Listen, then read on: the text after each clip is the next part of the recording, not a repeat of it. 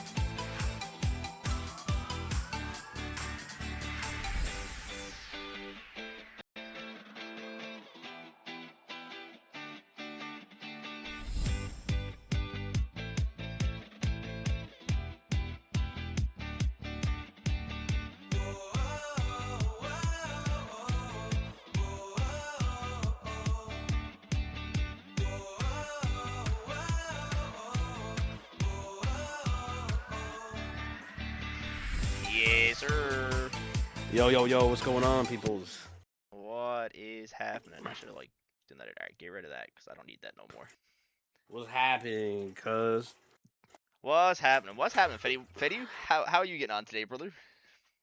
Dude, today's been a fucking absolute busy day, but today we're here now. We're finally We're got here. everything done, and we are here to break shit down. How you feeling, Clouter? What's up, man? I'm How's your feeling day? great, man. It's another Monday. You know what's funny? I get up on Mondays. I'm absolutely pissed that the weekend's over. I go to work, and then while I'm at work, I go, shit, dog, I had a fucking podcast tonight. And this shit Yeah, made that's me what I'm saying. leave. That's what I'm saying, So man. then I get on, but yeah. Nah, man, we're back for another fucking episode. Fucking here we are. I think it's the fifth one so far this major. Just finished up week 3, heading into week 4. All-Star week as well. But yeah, man, lots to go over from last week, man. I'm gonna throw up Dude. our week 4 matchups coming up here. God. Yeah, week 4 matchups gonna be intense. It was a kind of a short week, I believe. Well, this is a short week we got coming up. It seemed this week was a little short as well. But I thought that too. I think everyone kind of yeah. played at the same Yeah, days. Like, I'm you looking know, through like one of this. those weeks when someone posts one match and then like 3 more get posted like right after. Yeah. There's like a lot of That's matches definitely what happened on the same night for sure. But man, we have week 4 coming up here. A few matches to note, like Las Vegas versus Toronto. That's a big one for Toronto in Pool A. We got Texas versus New Jersey. I think that's a big match for New Jersey, and same for Texas. OVO versus Minneapolis. I don't think that's much to discuss there. Then we got Kyoto versus Stanford, another big matchup for Kyoto, along with Stanford trying to catch up with OVO on the Pool A and B side. Over on Pool C and D, we got Paris versus Bermuda, which is looking right now pretty straightforward. Miami versus Detroit could be interesting this week. We also have Michigan and the newly, well, I guess not newly because they're coming back from BO6, but Dallas Abyss has re-entered the chat again in BO7. They go up against Michigan, and then we have Absolute Rain going up against London.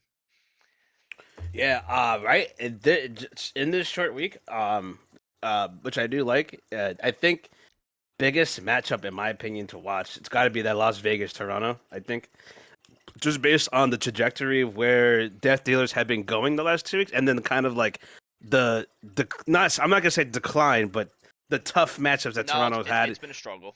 It's been a struggle. So I think right now, like, both teams really need to win here, but with Las Vegas, I think the 2 big matches this week, I think we have Las Vegas and we also have Kyoto. I think that Kyoto Stanford match is also something to look at too, because if Toronto loses to Las Vegas and Kyoto wins, now Kyoto enters first in Pool A.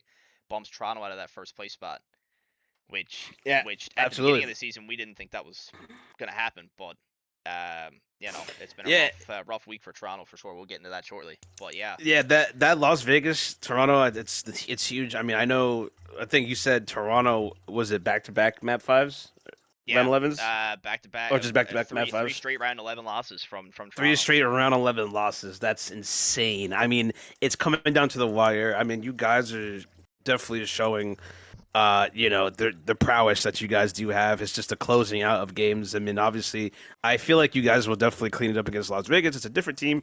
Again, Las Vegas had a close one against New Jersey. They lost 3-2, but very, very close. They were able to Yo, beat what's up, Kyoto. Keith? They were able to beat. Now I pop on it. Yeah, hell yeah.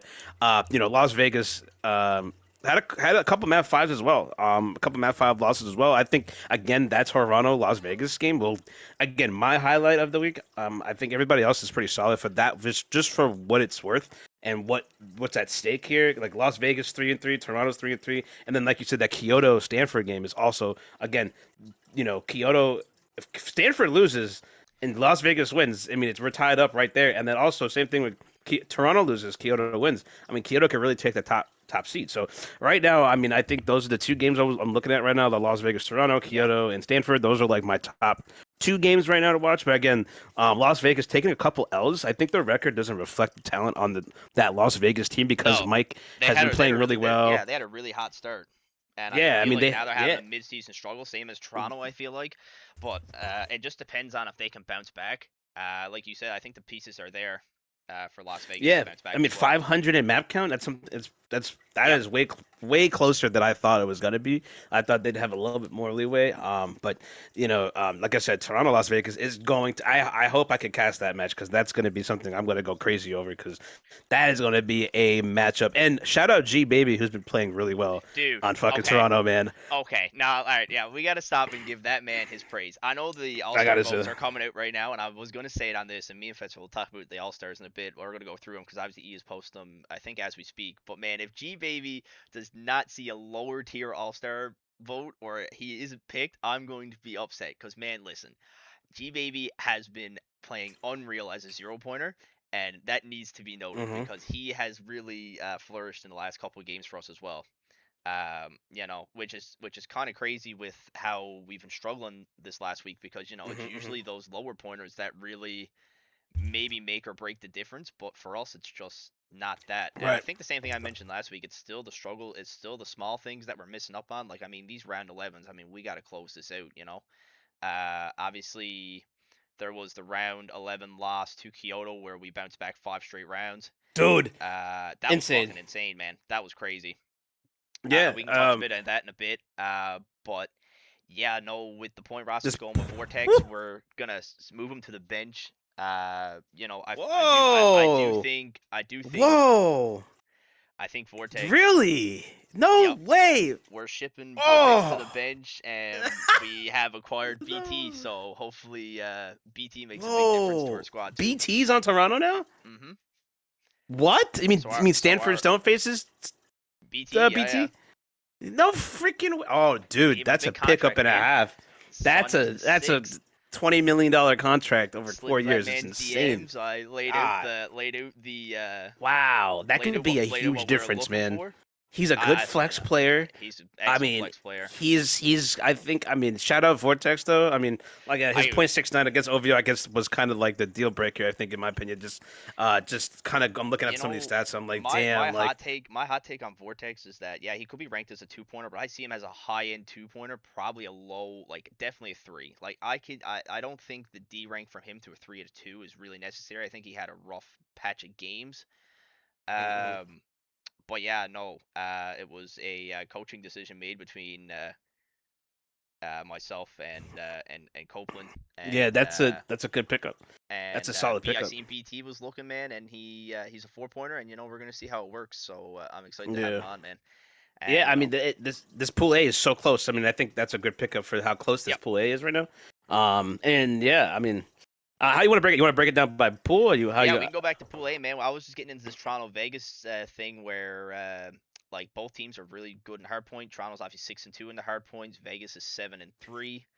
The S and D's, I think, both teams are actually kind of struggling in the S&Ds now that I'm looking at it. Toronto's currently 2-5 in the S&Ds, not what you want, but I mean, like you mentioned earlier, like we kind of keep it up there with the round count because I mean, Toronto does have a 1.10 KD in S&D. It's currently the third highest among all teams in the league right now, but I mean, having that 2-5 record after those 3 straight round 11 Ls, I mean, it's definitely crushing for sure. But Yeah, that's a tough one. That's a tough one. the stats are definitely there that we're pulling out here, and then in Overload, I think it's going to come down to the hard points. I think between Toronto and Vegas. Yeah, it's definitely HPs. I think Toronto. See, Toronto's like again, they're one of the top S&D teams in my opinion, based on just their KD alone. They just 1.10, 1.10. It's right up there with New York and the other guys, even Paris as well too. Really close. I know S&D. I know it's the back round 11s. I have a good feeling that Toronto will close out these S&Ds this week against Las Vegas.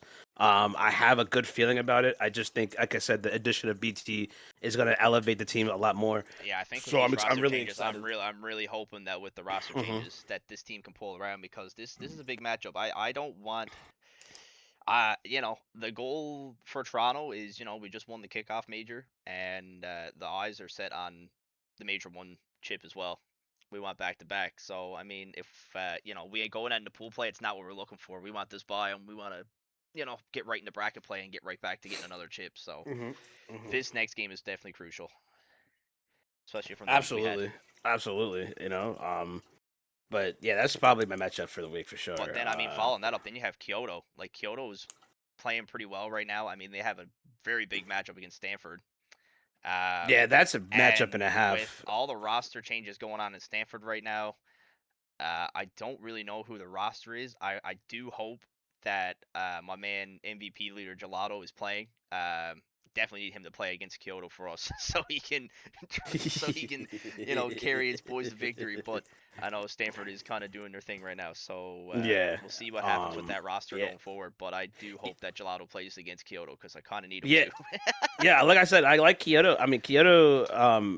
I like if Stanford's playing. I like Stanford. BT's not there, so I don't know. Like I said, Bacto, Cycleo, Colin, Arab.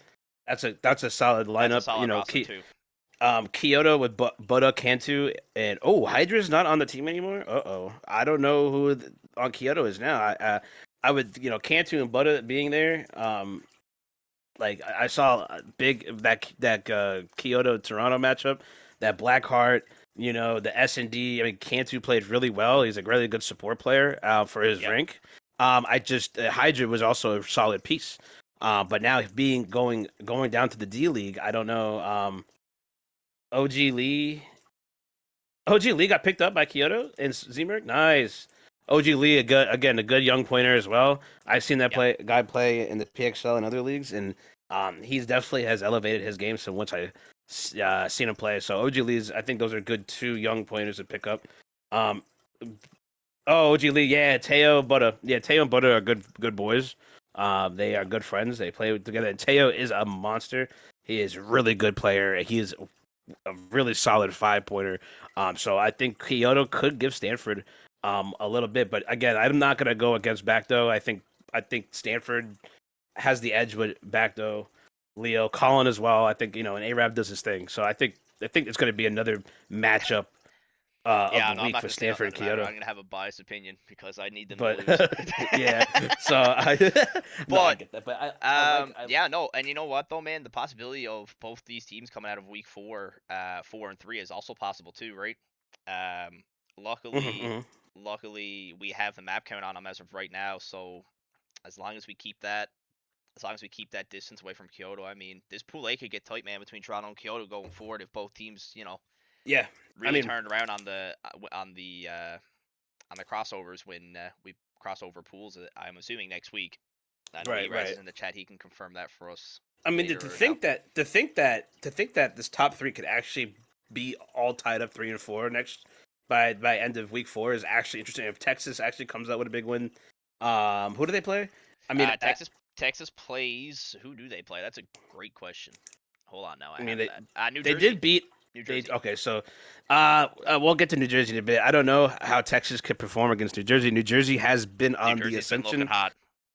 But I think Texas needs to win out here. Like they need to get some wins on their belt. They have to win out. They need it quick. They need to win out quick. So these are definitely very, very close matchups for Pool A for the end of Week 4. We definitely next week once we touch base again after this week, we're gonna really dive into how close these pools are going to be towards the end of the major. It's going to be really interesting. I mean, there is a possibility that we in Pool A, like you said, I think you just said it then, but there's a possibility that next week when we're here, we could see 3 teams in Pool A, 3 and 4. Yeah. Oh my God. I mean, it's insane. Super interesting. Yeah. I mean, do I need to say anything about Minneapolis? I mean, come on. No, I don't really have much except for that they're seriously struggling.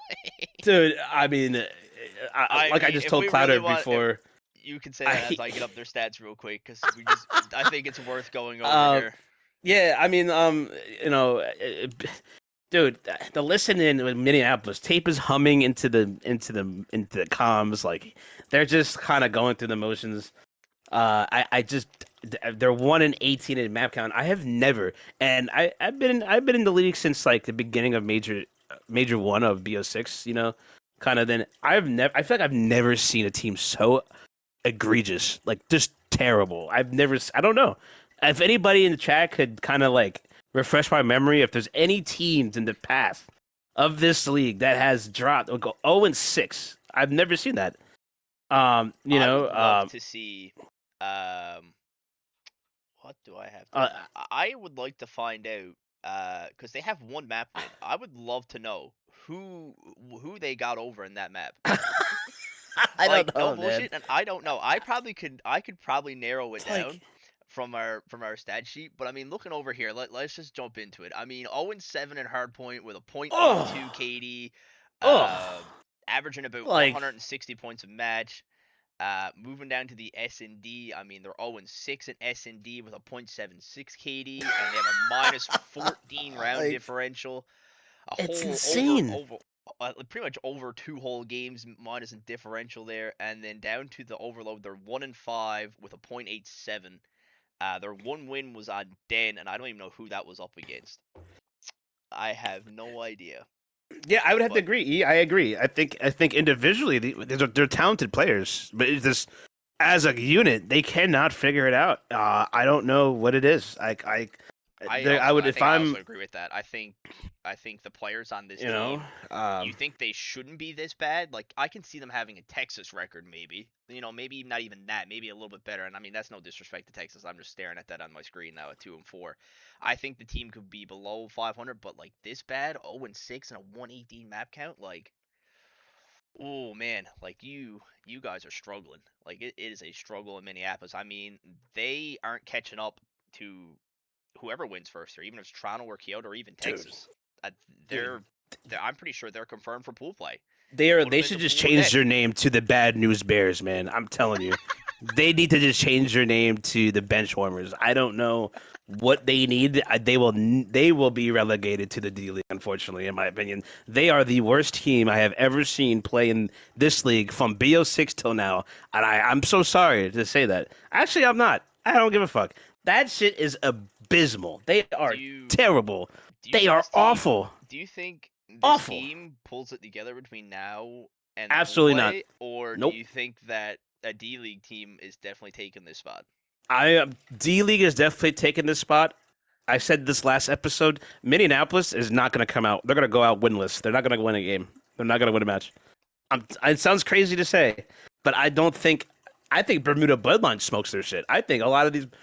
I really believe so. I don't think kind of struggling too. They come up with is really struggling in the overload, but we can get into that a little bit later when we talk about pools. Yeah, in terms of overall standings, I think Bermuda's down there. I think with Minneapolis, I just think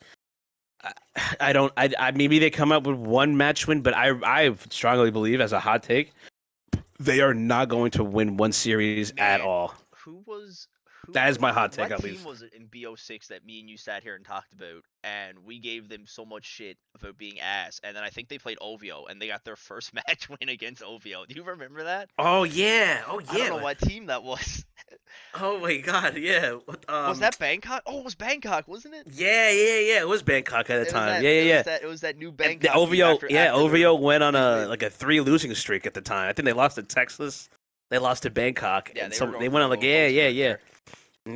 yeah. BKK, yep. Yeah, it was. Yeah, that was Yeah, crazy. so I mean, it's just abysmal. Texas again, like I said last episode, they're a mid-pack team. They're a mid team. They're not all the way at the bottom, but they're not all the way at the top. I think they could somehow make some noise with some of these bottom teams, but I think I just don't see that there's enough to get them over the threshold. I like again, New Jersey, Texas. I think New Jersey's on the well, when we get to Pool B.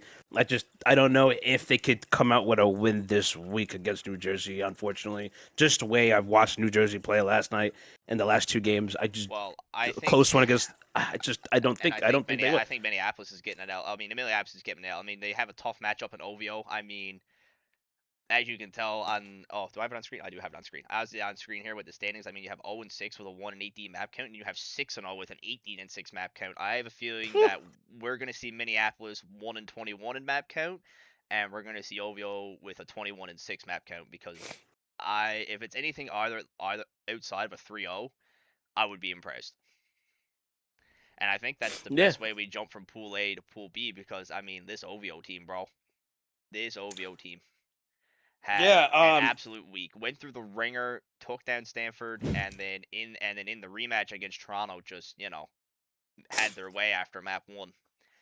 Yeah, Uh, I think they're the best team right now. Obviously, in terms of map count and win loss ratio, obviously undefeated still. They lost their first hard point against Stanford last match, so they finally did drop out HP. they But dropped I two. think They lost to Stanford, oh and they dropped. they lost that map one, or then against us. Oh, so they did drop two. Okay, Yeah, so they dropped two they maps. dropped two. As I know right now, right, I think some of them did in terms of their ranks. I think some of them went up or down. I'm not sure. I know they're gonna have to try to retool. I think seven. They just acquired seven from Kyoto, so I don't know if that's Oh, gonna getting hit with the point big tags. noise. Yeah, so I think OVO is known for I feel like always changing up and down in ranks, so I think they'll still try to figure it out. Splashy usually always figures shit out. Especially when I was on the team at the time. But I think I still think they're a dominant force, even with seven in the lineup. I know, he's kind of taken a step back from the game, but as a 0 pointer, like I said, I think if he does hold as much time as he can with the boys, I think he'll be fine. Plays a role well. I think OVO is still dominant force, but we'll see coming into this week if the pieces will fit. I know, I mean, but on top of OVO as well, I think Kato's actually starting to come around a little bit too. Like there's been a few games now watching Kato have a few good games as well. So mhm.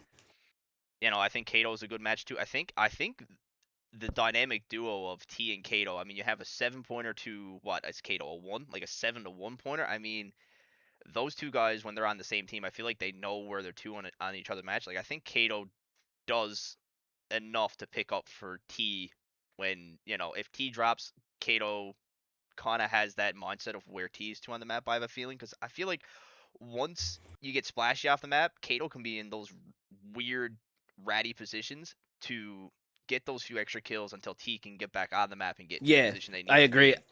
I agree 100%. I think he's starting to be more consistent as well. I think a lot of the times in PO6 it was the inconsistency Inconsistency. Yep. was there for Kato, but I think right now he's solidified his role a little bit more. And again, they're IRL homies. I think T and Kato went to high school together and shit. Canadian boys, they're always going to be playing together. I feel like and that chemistry is still there. I mean, they don't really change up their roster very much. And if they do need to pick someone up, it's someone that's probably played with them before or someone that's close to it. And I think OVO is still on top right now. I mean, they are really good. That Stanford game was an interesting game. I think it was the 3-1 OVO. I'm pretty sure. So, OVO again still on top right now of this pool. They're gonna come out of this pool. We're I waiting to see think what the first as of loss right is. now, I think So, if they go seven and I mean obviously they're gonna go 7-0, and I think at that point, I mean, are we confident in saying that they take it? I guess not though, 'cause I mean Stanford. If Stanford beats Kyoto, they're 5-2, so I mean they can technically still come from behind and take it.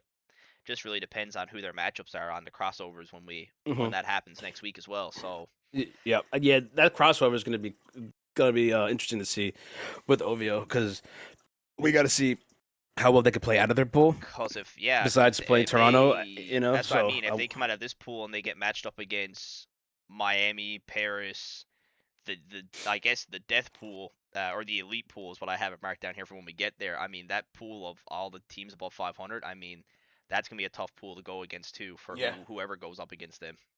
yeah, yep. And then But yeah, I mean that Ricochet and the Stanford. I mean, I still think Stanford has a chance here. They do need to string some wins. This match against Kyoto, like we mentioned earlier, is definitely big. I mean, like I said, for Stanford, Kyoto, Toronto, and Las Vegas, I mean their matchups this week are probably the biggest of this week because I mean they make those matches definitely tell the tale for these pools for sure. Moving into the crossover. yeah, yeah. Stanford's still a strong team. I think.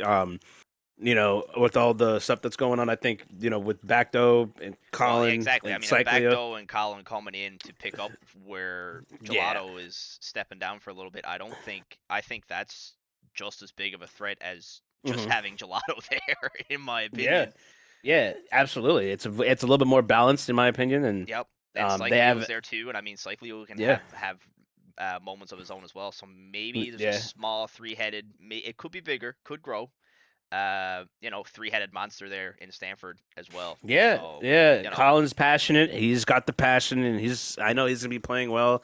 It's just that any team led by Bacdo, man, is gonna be fun to watch.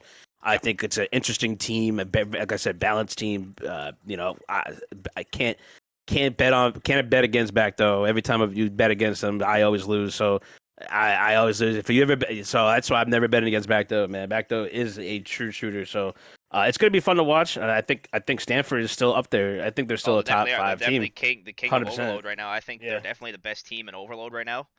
Um, Actually, the stat on our stats as well, it's shown that Stanford is definitely the best Overload team in the league right now. Currently rocking a 1.17 in 6 matches played.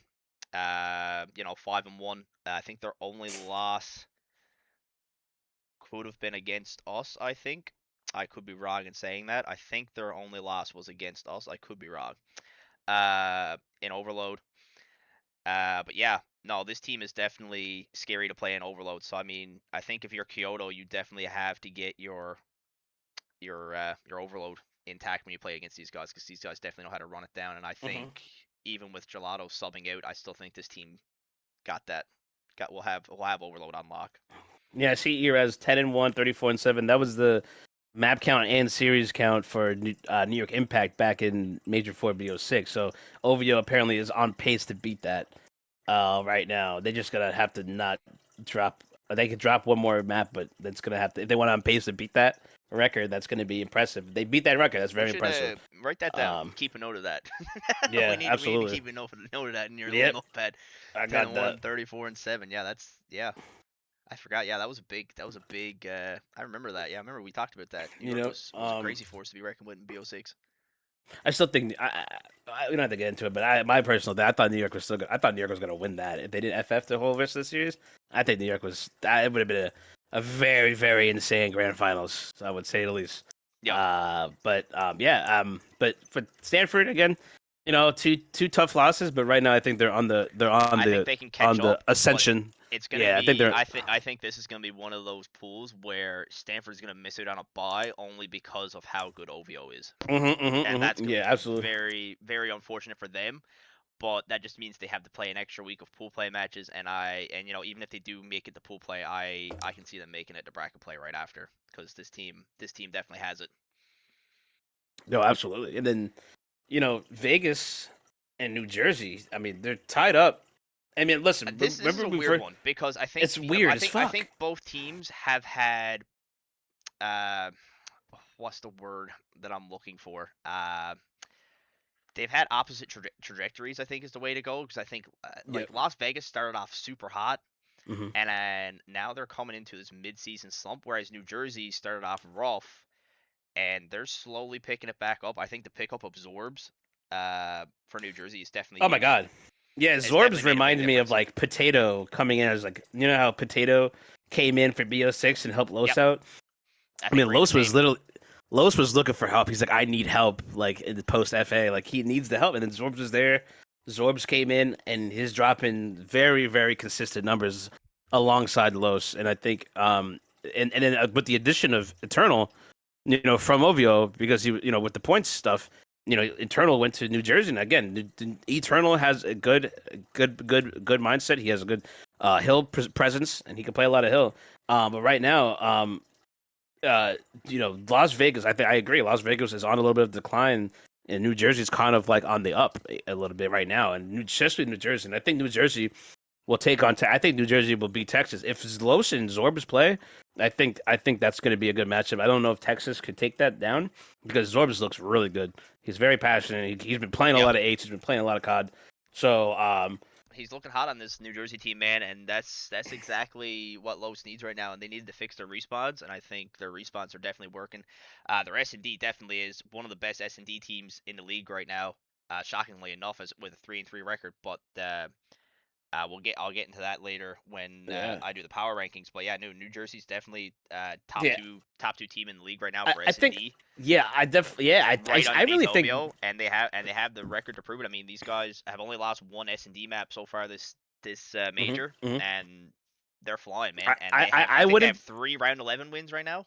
Like these guys clutch it up when they need to. Yeah, I wouldn't be shocked if New Jersey's looking like 5-3 after 2 weeks. I would not be surprised if New Jersey takes that 3rd spot. Vegas drops down to the 4th spot in this Pool B. I'm serious. I mean, remember Mike and Heckdog were playing together, and I don't know what happened with Heck. Hopefully Heckdog can come back and play. Mike is still shooting. I think Heckdog is in Dallas now. Heckdog's gone to Dallas. Heckdog is in Dallas now? Oh god. Oh yeah, I just see it. Yeah, I saw his name. Okay, so yeah, I mean it's still a crazy look. Possibility that we see, New Jersey could overtake Las Vegas after this week. So, I mean, New Jersey has the Texas matchup.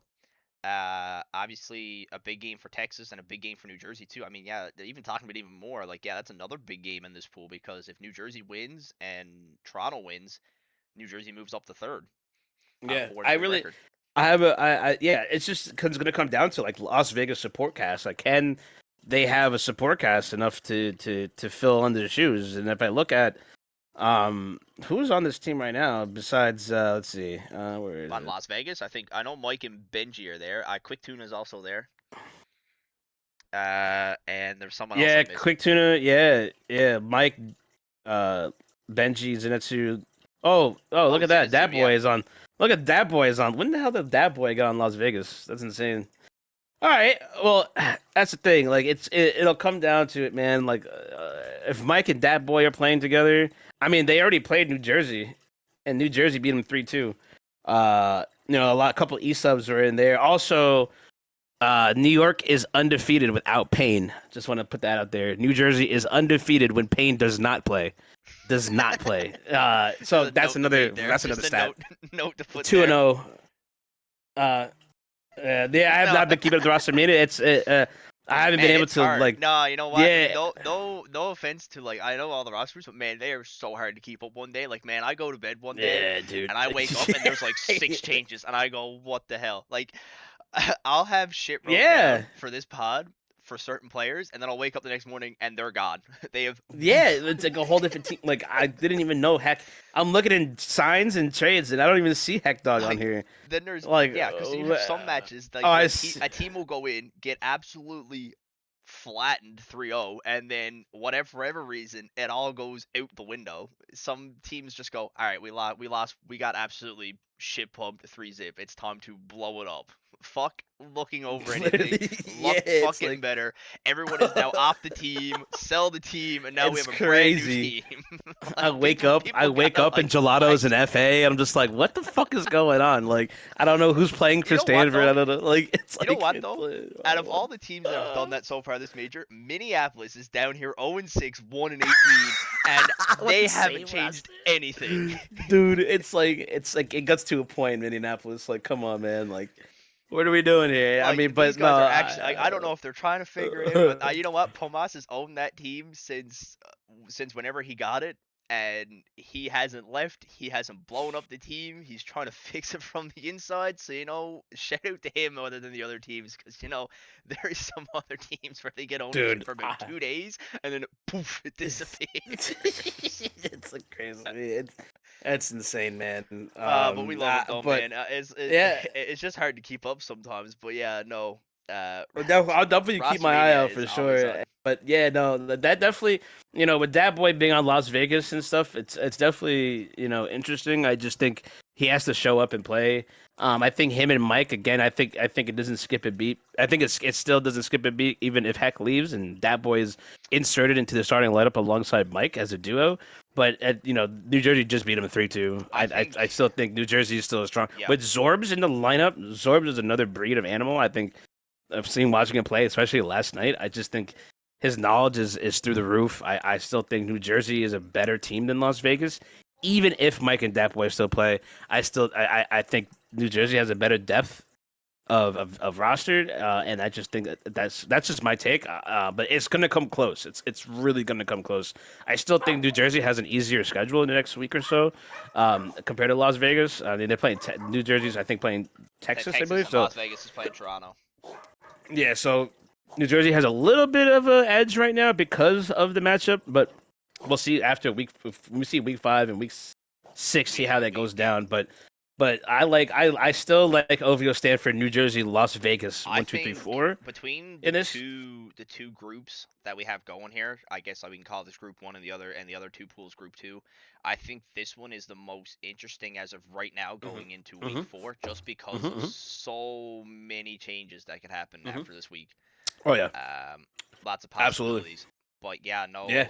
a lot to look at this week. These matches are definitely must watch. Like you said, Toronto and Las Vegas is definitely must watch. Kyoto, Stanford's must watch. And I mean, even after I was talking about it, I think Texas, New Jersey's must watch. I mean, unfortunately, not to give this, but I wish, OVO and Minneapolis I could say is must watch. But again, anything outside of a 3-0 from OVO here, I would be genuinely shocked. So I think that's just how we look at it that way. I mean, I hope that Minneapolis pulls around. Man, if Minneapolis upsets OVO, I think I'll lose my if Minneapolis, mind. I think Minneapolis you upsets have them, to come on here and we just have to immediately slam a beer. I think that's yeah. let's put that down right now. If we come here and OVO is 6-1, we're starting a podcast off next week with a slam, with a beer slam. Like we're gonna cheers up and it's you're gonna hear it crack open. And we're just gonna fucking just. I mean, I'm already slamming them right now. So it's gotta be like it's gotta be because we did it. It's gotta be twice as much. It's gotta be twice as much as when I'm slamming now. Like I gotta buy like 6 instead of 3 and then double it up. It's just, oh my god. But yeah, no, I like these two pools is gonna come down to the wire. Besides OVO probably on top of Pool B, like everybody in Pool A, and then like that 2, 3, and 4 in Pool B, it's gonna come down so close. We definitely had to keep an eye on those matchup clout because those matchups, like between now and like towards the end of Major, it's gonna be so crazy. Yeah, it's gonna be absolutely insane. Absolutely. So, and I think now to break pace a little bit here.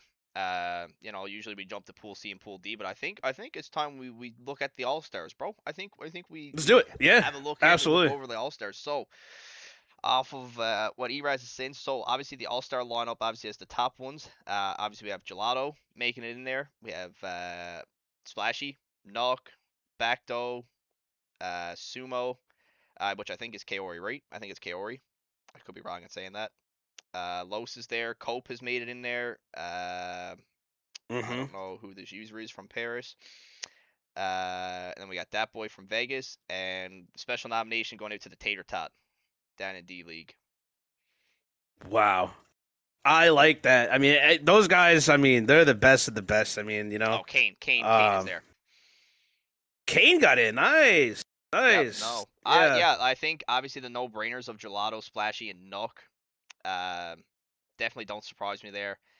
Bacto making it in is impressive. To be fair, I'm not shocked. Bacto is definitely an insane player. Same with Kaori. Kaori's actually having been a good week. We're talking about Detroit shortly because they definitely had a big week this week. Los is always great, mate. Cope's been having a monster first half of the season for Toronto for sure. Especially with all the down, with the rough week we had, he's definitely still popping those positive KDs. Kane in Paris has always been that good, and that boy in Las Vegas getting the votes as well. Yeah, and then the special nomination for Potato, that's really cool. Shout out Tato Tosh. I mean, talent going down to the G League and then still getting the nomination for his point section, absolutely incredible. I like the starting lineup.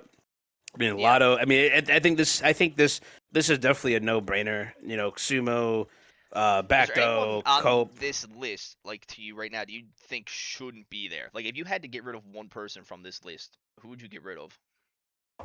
I don't think I could get rid of anybody. It sounds crazy. I had like, no, I don't know. I mean, I don't think so. I think this is perfect. I can't take anybody out. I don't know who I would put in. I mean, like, um, To be fair, I'm looking at Heck, it right now. I don't know if anyone else should but put it. Nah, I don't he know. hasn't played enough. He's only played Yeah. like 1 or 2 games. Like, I think everybody has played.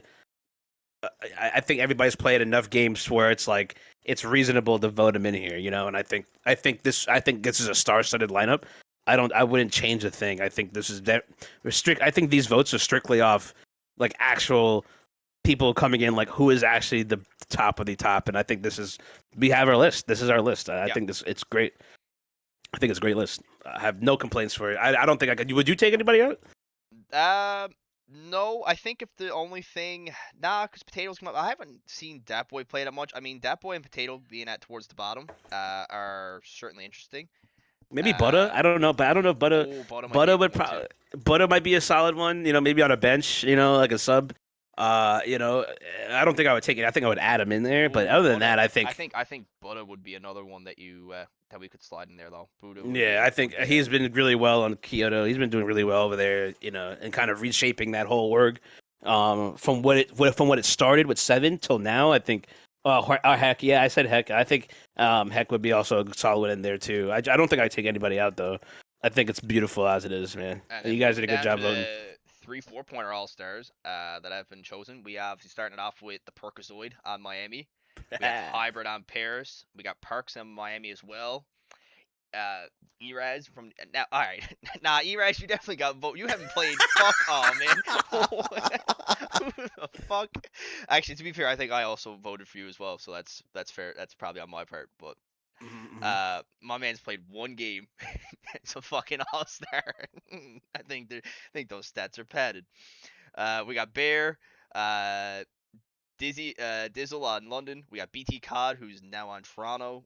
Tape on Minneapolis. That's crazy. We had a Minneapolis All-Star. That's Your boy Papa Clout has made it on the All-Star list, and Zelon Hell has yeah. also made it on Texas. And then obviously the substitutes he has here are Cycleo and Big Vady Dog, BVD. Big Vady Dog, baby. Again, I like this. I like this. If Zorbs was still available, I'd like to throw Zorbs in there, add him on in there. He's been really. Zorb should be in here. Yeah, I think Zorb's He's picked up so much slack on New Jersey for what Los was screaming for the help, and Zorb's coming in, dropping over 1-2s. I think the last 2 games or something like that. He's been playing really well. I think he deserves to be in there. Dizzle, again, I think reasonable for a team London that I don't know much about, and all the changes they've had. I think Dizzle coming in still doing his thing is a good one. And then again, I can't believe Cycleo made it. Cycleo making it. I'm not saying it's a bad thing. I just, good for him. I can't believe it, but that top 4 or 5. Perk Hybrid, Parks, Eraz, Bear, that's insane. We are not. I don't know if E might have. E was loaded stats going on there. I love my orange man. Don't get me wrong. I love that guy. My man's played 2 games. Look at it says 34K votes. D League status to be determined. Injury concern. That is the funniest shit I've seen. But no, in all seriousness, maybe besides that, shout out Clouter for making it, Zelot making it. I think for his first time. So a lot of these kind of me too, man. Yeah, it was you. Oh wow, really? Okay, I thought you made it last year. I don't think so. No, I think I got snubbed out. I think I got snubbed out. Yeah, I think this is again a solid group. Like I said, I'd probably add Zorbs. I don't know any other as well. I think Zorb should be in here for. You know what? Yeah, Zorb should be in here maybe in place of either Tape or Eraz. Sorry. Yeah. Tape making it is very interesting. Someone must have went around and was like, "Yo, vote for me." I don't know. I don't know. He might have pulled a Benji. Was like, "Yo, vote for me." Vote for me. I don't know, but yeah, I think that, again, a really solid lineup. I like the 2 benches, and then Bad Boy BVD, Papa D made it. Papa D actually, I think he should have deserved it in the last, even in BO6 last what was it, Major 3, Major 4? I don't know if he made it before that, but I think he should have made it back then as well. You know, so I'm glad that to see Papa D on there. Papa D deserves that for sure. Absolutely. I really like that. I really like that. You know, so I really like this lineup.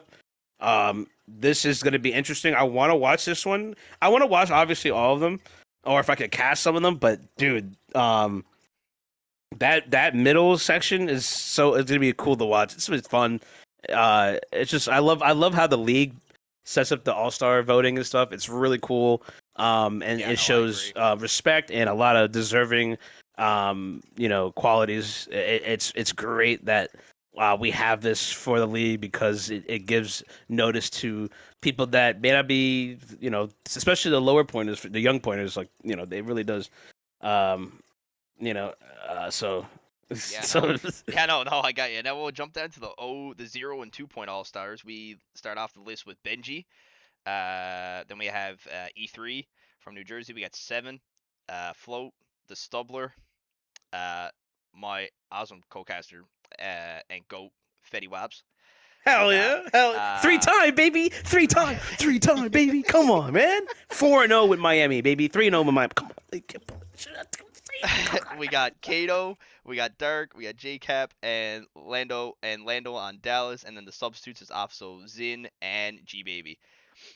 I'm glad G Baby made this All-Star vote. For I know real, he's a man. substitute, but he definitely should be up more than the substitute, man. That dude has absolutely been cooking the last 2 weeks as a 0-pointer.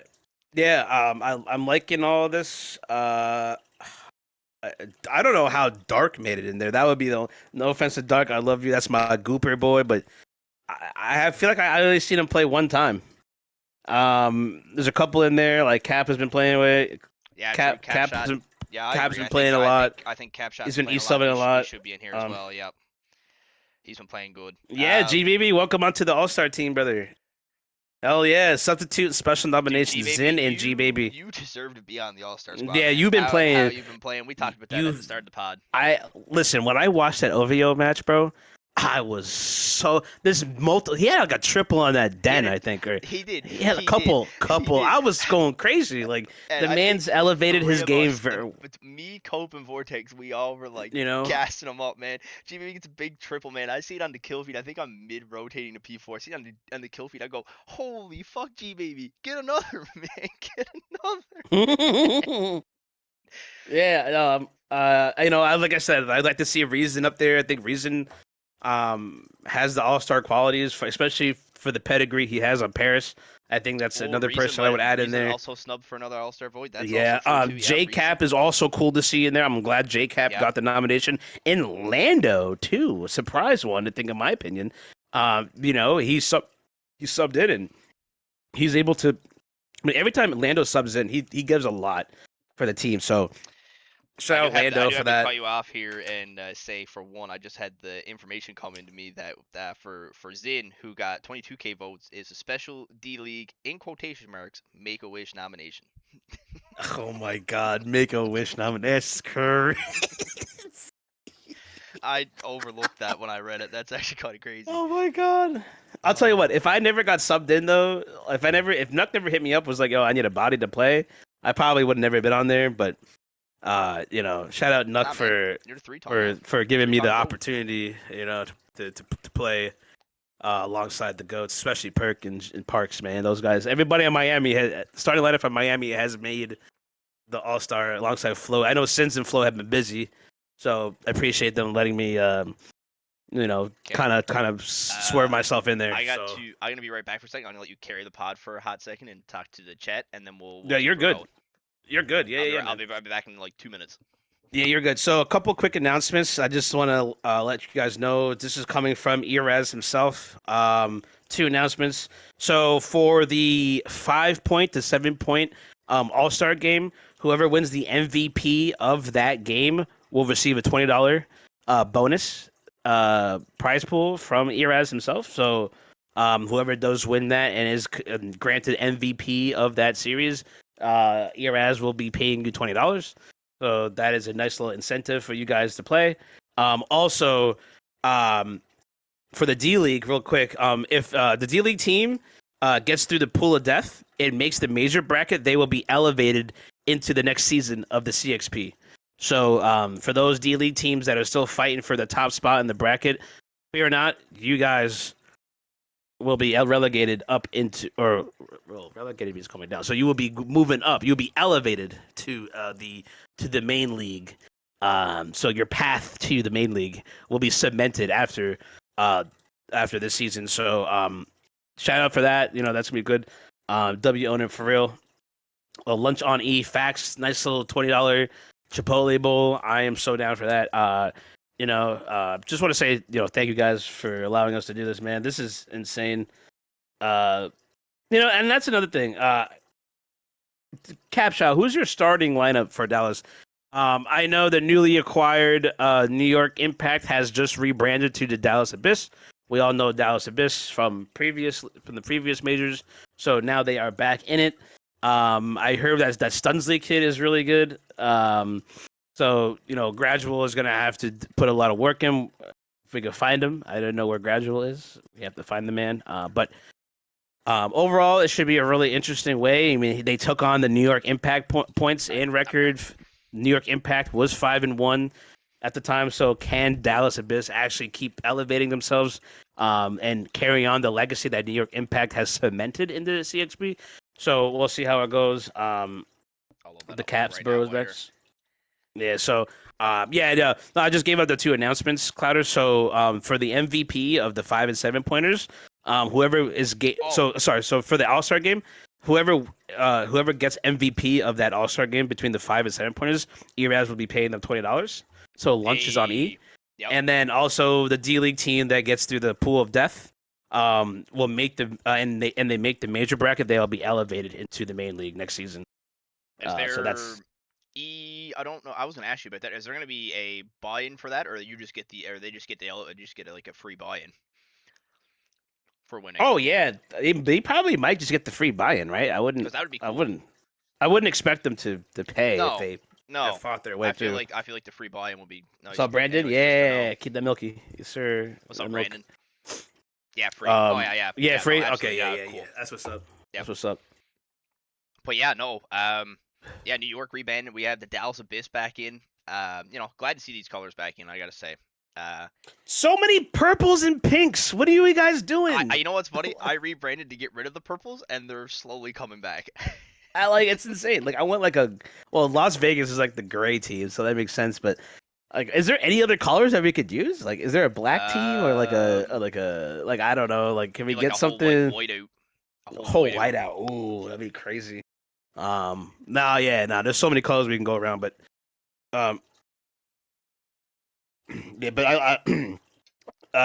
Dallas Abyss. I mean, you want to start off Pool C, Clouter? Yeah, we'll jump right to Pool C, man. Like you said, starting off, New York goes. The big announcement was made that Eraz was taking the Impact down to D League. I don't know why. I guess the man wanted to work his way back up from the bottom again, but that's okay. Unless the Impact went bankrupt. Couldn't keep affording their main league spot. But they go down, and like you said, Gradual and Capshot bring back the Dallas Abyss squad, which once again, good to see them back here. I think they were stable in the CXP last season as well. Made it through all 4 majors. Obviously, that team got rebranded to Toronto Frost come this season, so obviously it's nice to see them back. And having New York's record is nice coming into this pool. Though being 5-1 with a 15-7 map count, so it's gonna be nice to see, or it's gonna be cool to see how this team plans out now under new ownership, and if they can keep that record the same going forward. Yeah. First of all, how do they keep alive the New York Impact legacy? Like I to me, when I look at that, I know Dallas Abyss was changed, and shout out Clouter for changing the graphics last minute. That's a crazy comedy. I seen that. That is a crazy fucking Rich. Yeah, it is. Yeah, exactly, absolutely. Dallas. you know, they were strong. What was it, Major 3? I don't even know what major it was. They were there. They were on top there. I think Major 4. They were there. Major In 3 we were up. Major BO6. 3 and Major 4. Major 3, Major 4. Yeah, Major Dallas was 3 they there. had Yeah. Major 3 was a Oh yeah. I forgot. was a Yeah, top the Dallas and 12 Cope and exit. those guys. Yeah. So I those think it was guys were top there. 12 exit, and then Major 4 obviously we all seen the big underdog run to finals against OVO. Yeah, though they were there. But here's the thing: like Clouter and Cope are not there. They have Heck Dog and Stunsley and Lando, and those are the people I just know off the top of my head. They got Icky from New Jersey. So again, putting these pieces together, I'm wanting to see. We need to keep note of this record too. Keep note of it. I just don't see how the change goes within the next couple weeks. Like how it is. What's up, back though? How we doing? Maybe welcome on in. Those are the things. And Gio is also on the roster, which again, and I know Gio's now a security guard at Ocean Resorts. When I go to Atlantic City, I'm gonna see him. So that work schedule is a little different. So I'm hoping he's available more. So we'll see how it goes down. But I Dallas of this, I'm gonna just say it straight up. They bought their record, and that's how it is. That's how it looks to me. After this week, in the next 2 to 3 weeks, I need to see them keep it going, right? If they drop, Gio, Doc, and Mambo. Yeah, I don't know who Doc is, but he's a 3-pointer that I do know. So we'll see how it goes. But that's what I'm saying. Like, can they keep it going, right? Yeah, and I mean, to be fair, I mean, I'll read it out here now because obviously they're gotten into the D League, but like obviously the New York Impact stats before this, I mean, they're 7-2, and Hardpoint had a 1.13 KD. Definitely was the leading team, in Hardpoint KDs up until right now. Look at their S&D. Oh my god, 5-2 in S&D with a 1.29 KD. 1.29. They went up. It went up from last week, dude. So and then Overload. I mean, the Overload was only the mode they were struggling in. I mean, even then they're 3-3 with a 1.06 KD, and I mean they average 4 touchdowns a game and 3 against. Like, this team was one of the hottest in the league, and for them to take a step down is kind of was kind of shocking. It would be, I'm hoping the 6-pointers can lock in. 5-pointers can lock in. The stats that got them to 5-1. So now it's the question: can Dallas maintain those stats, or will we see a big difference? Like, is Gradual going to be active enough to keep his team intact? Because remember, he disappeared a little bit, I think, in between BO6 and BO7. I don't know what happened. I know he was busy. So I want Dallas to keep its pedigree from what it was in BO6. But the next 2 to 3 weeks, especially when they play out of pool, right? I want to see what they could do because remember, New York laid the way for them. And again, I'm not trying to be I'm not dissing anybody, but like essentially to me, it's like they bought the points, they bought the record, they bought the standings, they bought that, right? And they rebranded, and now they're retooling their entire roster to a point where, on paper, like Stunsley and these guys, like apparently Stunsley from Eraz, Stunsley is a really good player. We know what Heck Doc could bring, Icky, and as a 2-pointer. Doc, I've never seen play as a 3-pointer. Gio, obviously we know Gio. Mamba, I mean, that's Mamba for you. And then it's just like, can they keep the ball rolling? And that's where I just don't know enough out of those guys. So right now, this pool C could come any way, in my opinion, as long as Detroit could keep winning their games. Because now Detroit is 2-0 in the last 2 games. I think rolling into that now, yeah, like you said, in Detroit, who was 0-4 after last week, has now won 2 matches this week in dominant fashion, and they're looking good. And if, like you said, now if Dallas in the next couple of weeks start falling off, this gives room for Detroit to come up from behind if they keep playing the way they are. Kaori's flying around the map. After the 0-4 start, mad respect to him for sitting down and retooling the roster and getting two big wins this week when you needed it most. And like they're looking good with 11 and 12 map count. They're bringing it around. I mean, if Dallas can't hold the New York record and start falling down, Detroit could easily catch up in the next couple weeks and make this pool really interesting. Because outside of Detroit, Bermuda and London, I don't know. They're also in, win out territory. And I mean, if they go 1-7 or 1-6, 1-7, not looking good for them either. You know, they might be on top of Minneapolis. Of you guys are going into the pool. You're definitely going in the pool of death, and you got to play for your spot to stay alive in the league for next major. Yeah. I listen. I feel like KR is the only player I've known that to drop a 2.02 and lose in 5 maps. It's crazy to me, and I think they pulled it together a little bit. They're on record. They won 2 straight. Who do they play this week? Do you know? I can get it for you. Just give me 2 Yeah. seconds. No, you're good. You're good. You're good. I want to know who they play because I need to see what their matchup is like. I've Because seen that. you I know, don't know where that went. Where did that go? Detroit, they beat London They play 3-0. Miami. They play you guys. Oh shit. Okay, so Holy shit. so here we go. I mean, they beat Bermuda 3-0. They beat London 3-0. In my opinion, those are kind of weak competition. But Detroit also lost to Absolute Rain. They lost to Bermuda already. Oh, sorry, they lost to Paris, right? So a little more hardcore teams. They also lost to Absolute Rain. So Miami has beaten everybody in their pool already. So now this is the first time we're coming. I think or second time coming out of pool. So I still think it's going to be a good matchup. KR is going to be the biggest player on that. The biggest player on that field. This I is think a right bigger now. match for Detroit than it is for you guys. Absolutely. So, um, I just, what kind of version of KR we're getting, and I don't think it matters, right? Because KR, we've seen him drop a 2 KD and losing 5 maps to Michigan, right? Miami took Michigan to 5 maps. And listen, last night we were down like 100 on that Colossus, and we came back and won.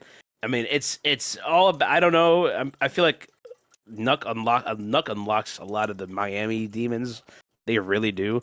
I And didn't play last it's week. and That Miami roster, and we can touch into that when we get over there. But yeah, this Miami roster looks really good. yeah. I just don't know if With Detroit could take on Miami. with Nux, I Perk, and yourself, like that is a 3-headed monster with one of the yeah, best hill kittens that we've seen, hell definitely in yeah. BO6, and making your presence known on BO7 as well now. So Listen, it's Clouter, I'm just out here breaking hill records, baby. I don't know what to tell you, man. Like, but listen, I still hey man, think 3-time All-Star, bro, 3-time All-Star. hell yeah, baby, 3-time All-Star, baby. You're But here's the there thing, for a reason. You're there for a Detroit, I want Detroit to play well. I want it's like so weird, and I know everybody in the league like wants KR to do well. I like he puts himself in these situations, and I'm so shocked that he's still on Detroit, and he's still doing it. 2-4. Have a potential to go 3-4, but I still think like I don't know if they might go 2-5 here coming into next matchup against Miami. You But know what? Yeah, I didn't know it was against Miami, so I'm with you. I think it's also gonna be 2-5, which Dallas may have this first seed locked up. If Detroit do lose against Miami, they're also, I think, going to be in win-out territory because I mean, we only then are going to have, I think, what 2 maybe 3 weeks of matches left, and then we're right into the pool of death. Right, yeah, so there's only yeah, little wiggle room. This is definitely probably a must-win for Detroit. I mean, if they lose, I don't think they can be it. Well, I think Dallas would have to lose an abundance of games, and then Detroit would have to go on a yeah, massive win streak. massive win streak. And I think the win streak for Detroit needs to start now. They need to. They're 2-0. They're 2-0 already in the last 2 games. They got to start flying right now. I just think KR is doing the best that he can. He can only do so much. He needs help, and BVD has said it earlier. KR still needs help, whatever help it is. But you see that a lot when it comes to like 6 and 7 pointers. I don't know what point of KR. I think KR is a 6. I'm not sure. That's just off the top of my head. So a lot of 6 and 7 pointers, you see that where like again, you're not playing with like the greatest young pointers, the 1, 2s, and 3s, right? They only can give you so much. That's why they're ranked so low. So I think That's why they're they so just hard to come by too. Like, and I yeah. think that revolves back to what we talked about at the start of the podcast. But like, I'll point him out because I know everyone's in the chat now, so I'll give him his glaze. But G baby, you know what I mean? Like, you look at G baby stats the last couple weeks, you kind of can't blame your losses on that lower pointer because he's been playing well. And I mean, if if these higher pointers had someone like G Baby putting up the numbers they have, that makes that team way better, because that's the thing like you said, with these higher pointers, they got to rely on the lower pointers to be able to have that presence on the map. And I Yeah. think that's probably why OVO works out so well, because you have someone in Splashy, and then you have someone in Kato that is able to play as that lower pointer that can have map presence, and take over the map, help Yep. the higher pointers get where they need to get. Yeah. Yeah, absolutely. I think Detroit still is going to sit at number 2 in this pool. I think And so, then because Bermuda and London are in Minneapolis territory of you. They kind of got to win out from here on out, but I don't see it. Unless Dallas just drops with the new team and then Detroit somehow wins, it keeps it going. It's crazy. Dallas is see, if Miami wins, beats Detroit goes to 2-5. Dallas would have to have like the biggest flop of like. That's what I'm saying. Like, imagine they flop. I don't think they will happen. I don't think it will either. It's like there's so much that has to happen for Detroit in order for them to kind of stay alive here. And I still think they take number 2, but to take number 1, there's so much that has to fall. Like, they have to flop. Dallas has to flop, right? And then Detroit has to win out. And I think that's where we're at. But like, shout out Kaori, Kaori bringing them the 2 wins. Absolutely incredible work. You know what I mean? If you told me last week, Clouter, that if Detroit was going to win another 1 or 2, I don't know if I don't think I would. No. And then but Bermuda and London, I mean, both those teams are struggling. I mean, another fun fact though, Bermuda is the only team that hasn't won an overload yet. Even Minneapolis has won. Yeah. Bermuda hasn't won an overload all major, so that's kind of tough on them. London has gone through numerous map changes. I mean, not map changes, team changes. On our stat sheet that you have, I mean, everyone else almost has like double games played over London, because they've just been forfeiting matches because they can't find a roster to figure it out. So we really haven't seen much from this London team. And I think it's just because they haven't been playing, and it's going to be interesting to see how this team plays when they actually play, and when 90U gets a roster ready and can play, Yeah, I mean, Bermuda was interesting playing them last night. They aren't like terrible, but they definitely need to find some ways to win. Again, like EXO just came off that switch win. EXO was shooting last night. Some of these guys do shoot on Bermuda. It's just they gotta. I don't know if they're missing Warzy. I don't know what they're missing. It's not 100% there. Same with London. I think London is way far out compared to Bermuda, in my opinion. I think Bermuda could still make some noise in such way. But London is just kind of lost a little bit, and I think you touched on it about like kind of like they can't field the roster. They can't field certain things. You can't field the roster.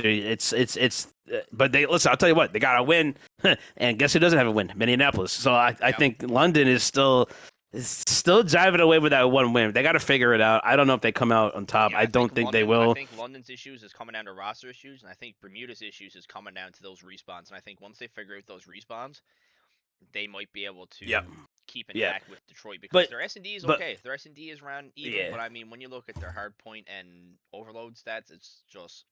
But those guys on Bermuda, like Sensor as a 1. I mean, I couldn't even shoot him. I mean, some of these guys on Bermuda were actually shooting yesterday. You know what I mean? They came close. We dropped the map, so it's like the Bermuda can play. It's just how long, the longevity of Bermuda, can they play along a full four maps? And that's really what it comes down to. I think Bermuda. I'm subbing in tonight on BB. Yeah, I was gonna say Beanie Dog. Yeah, they definitely need. They need a lot of AR presence too. I think that's another issue. But like we were down like 70 in the Colossus or something. Like we were down a lot, and we just ended up coming back. I don't know if they're taking the right routes. I don't know what it is on Bermuda. But they can play ball just to an extent. London is just not there. So I still think it's going to be Dallas, Detroit. I think it's how it is right now. In this 1-4, I think it's going to stay the same on Pool C. But like I said, we got to look out see how well Dallas does. We gotta look out and see how Detroit does the next couple of weeks. And Bermuda and London kind of just iffy, for me at least. But Bermuda, I still think Bermuda gets a win or two down the line for the last like 5-6 weeks that we have here. Maybe a third, I don't know. But it's just London. I don't know what 90U is doing. 90U's got to figure it out. And then Bermuda, I think they have it more figured out than London, but they just gotta somehow just. I don't know if they got to scrim more or what. I mean, they're actively scrimming and stuff too. I don't know. I don't know. And also they played a point over last night as well.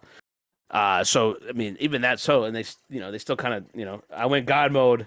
That's why. Yeah, I mean that's what I said. Nuck had a fucking crazy ace. I mean, we dropped that S&D on Den. Mind you, I don't know where to go on Dead S&D. I don't fucking play this game enough. I get on the game and play the match, and then I goop for like another week, and I come back to play. To play another match. I shoot bots for like the last like an hour before the match. So like I Dead. If I just know a little bit more on these certain maps, I'm getting better I'm getting used to Scar a little bit. So like. Obviously having Nuck Parks and Perk as the big-headed monster in Miami was clutch enough, to allow me to lay on Hill and stuff, Yeah, but I think it's just. I think that's a good way to jump right over to Pool D, and just talk about right in Miami right off the get, like you were saying, like the three-headed monster over there in Miami with Nuck, Parks, and Perk, and then alongside, like I mentioned earlier, they have you as well, which again in BO6 everyone referred to you as one of the best Hill kittens in the game. And I mean, if you bring that back into this, I mean, Miami's looking mighty scary once again in the Black Ops 17 in the BO7 scene. We haven't played Dead not one time. Yeah, that Dead S&D, I didn't know where I was going, Nuck. I ain't gonna lie to you. When I pushed middle and Bear's like, "Go, Fetty, you watching middle?" I'm like, "Yeah." I got ripped. I'm like, "Ah, damn." So like, it's like those are the things. Like, it's just if I could scrim more, get some more reps and know where to go certain time, where to lay down, things it'll come.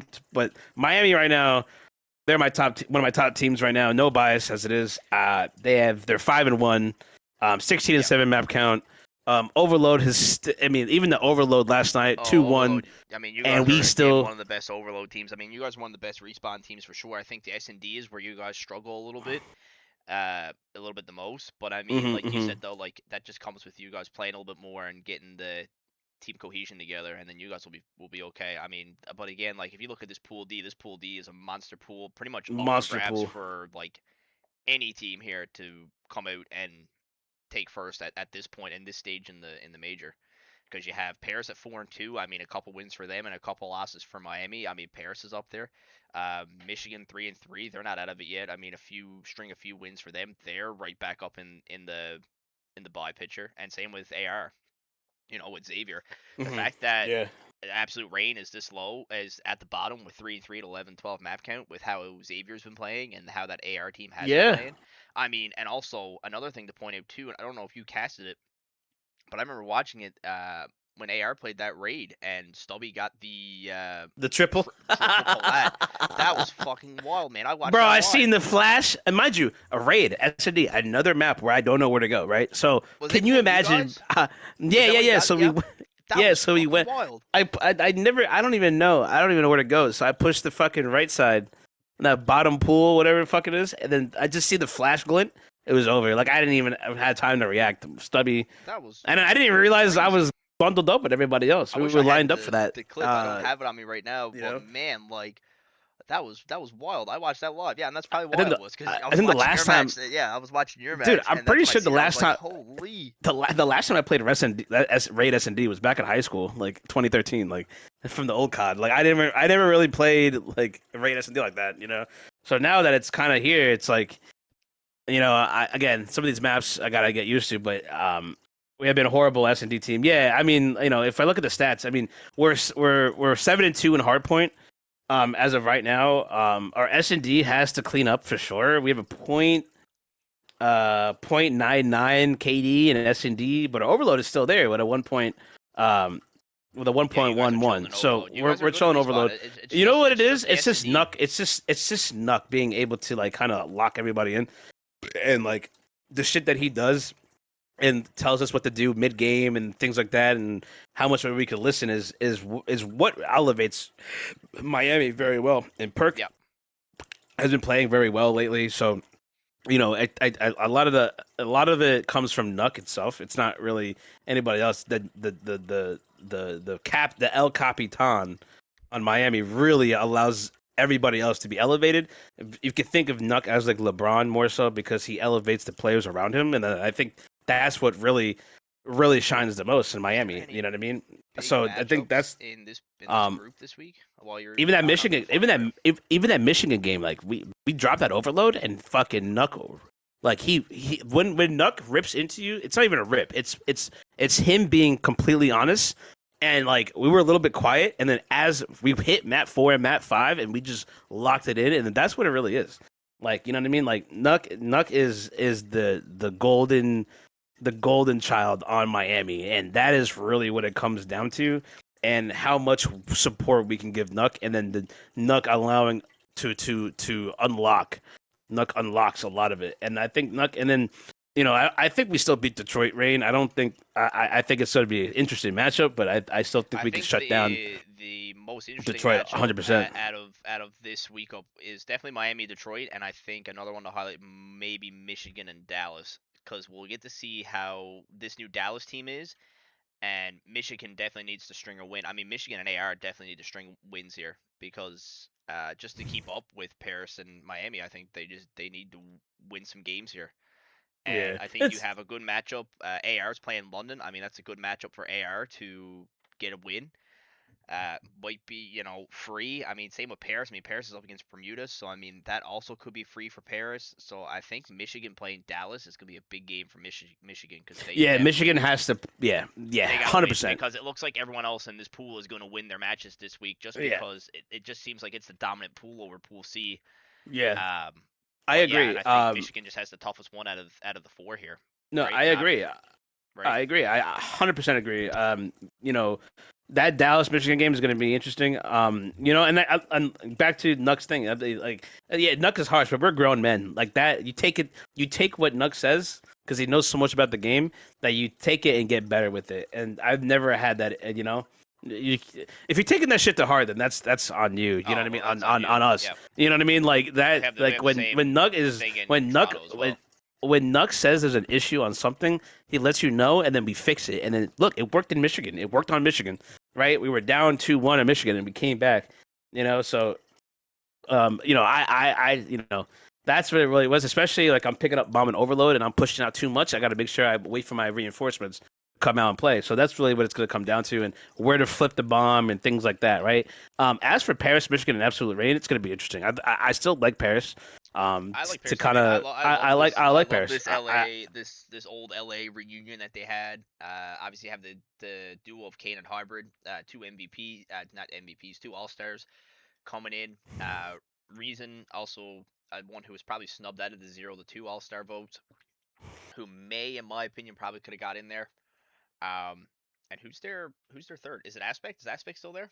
Aspect is there. Aspect's still there. Kane, Hybrid Reason, and Reason. Hybrid, yeah. Yeah, So this team is still good, and I mean they're still one of the top teams in hardpoint and S&D. I mean they're still kind of struggling in overload, but I mean they're slowly getting it. I think the more they play it, the more they're getting their feelers out there and getting more comfortable with the mode.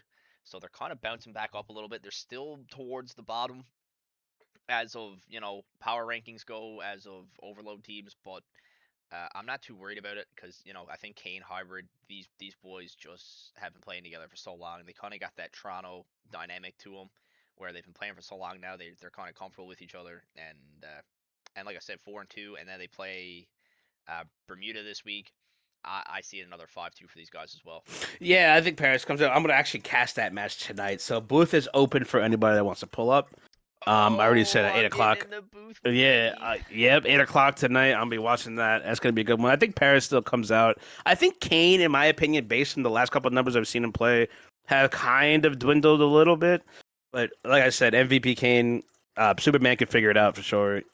Or Batman, or who you want to call him, Justice League, right? Because I call him Justice League all the time because it's a hybrid Kane duo. But it's like I gotta see them play like how they used to play. They haven't played, I feel like, to their best ability, and I don't know if they're playing in other leagues or what it might be. But right now, I think Paris is still right now I think close to Miami as it can I be. think they're number 2.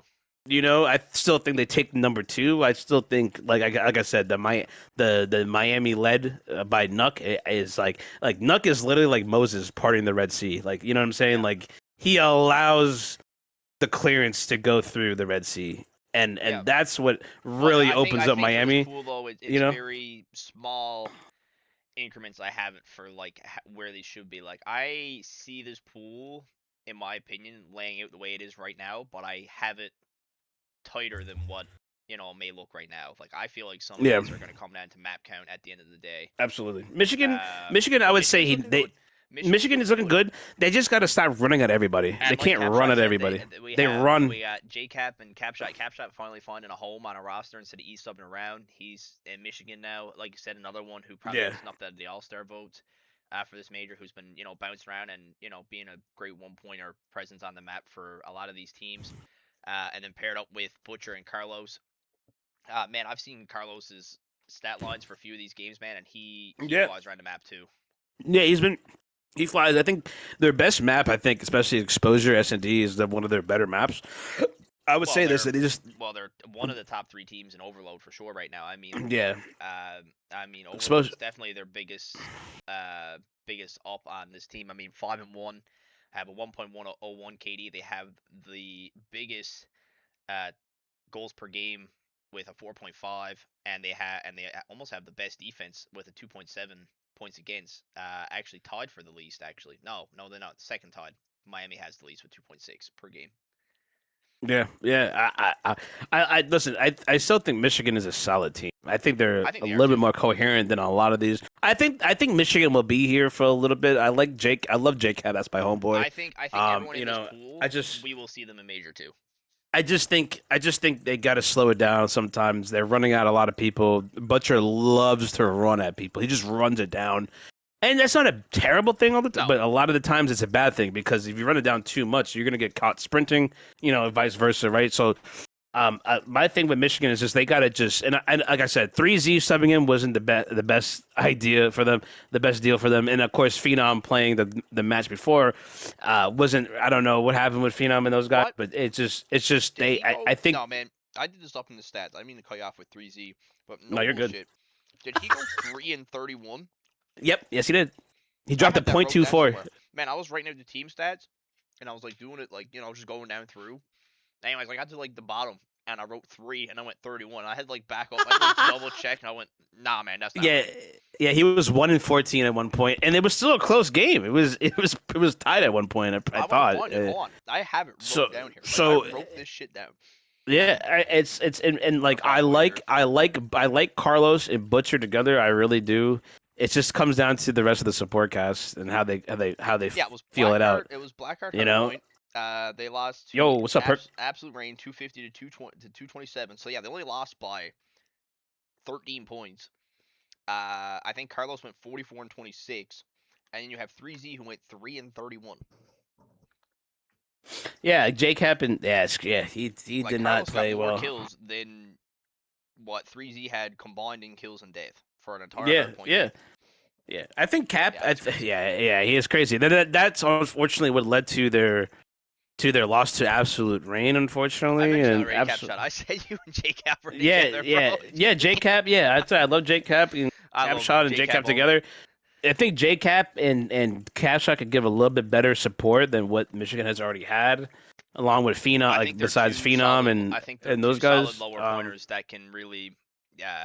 The young pointers there could help. Yep. Yeah, I think Michigan has a shot. Well-rounded team there. But like I don't know if Paris and Michigan played already, and if they did, not these rosters. If they have, they definitely have because we're getting ready to do the pool swap. So everyone's played each other at this point between these two pools. So they did it some. Yeah, it looks like they did. Was that the series? No, that was the series I think we talked about last week. There was some heat going on here. Cause I think Michigan beat Paris, and then there was a bunch. Yeah, Paris beat Absolute Rain. Michigan beat Paris 3-1. Yeah, and then there was a bunch. I think I was telling you about that. Cause there was a bunch of shit talk after that game was over. Yeah. I do remember that. So that was when the OVO Vegas shit was going into. Yeah, I don't even want to. I started at 7 o'clock. I sat there till 11 p.m. I said no. Oh my god, this is ridiculous. I got other matches to But cast. Fuck this shit. But yeah, no, this yeah, Michigan, I agree. I think this Michigan team, there's a lot of potential there. And I mean, same thing going down to Absolute Reign. I think both these teams, I think Michigan and Absolute are in the same boat. Obviously, Absolute having Xavier there as well. I mean, Xavier's always fun to watch, man. I've seen him. yeah, I've yeah. seen him play a I few think. times now, and just Mhm. watching him play, he's like a Los, man. He's always fun to play. He's on this team where he kind of needs a bit of help, but as of right now, he's kind of making it work with what he got. Yeah, and I think Pug I think Stubby has improved Yeah. to where he's been. I think he did get ranked up a couple times, so I think it shows that he's been improving. And I like him on the boomstick. I really do on S&D. I wouldn't hate him No. staying on the sniper.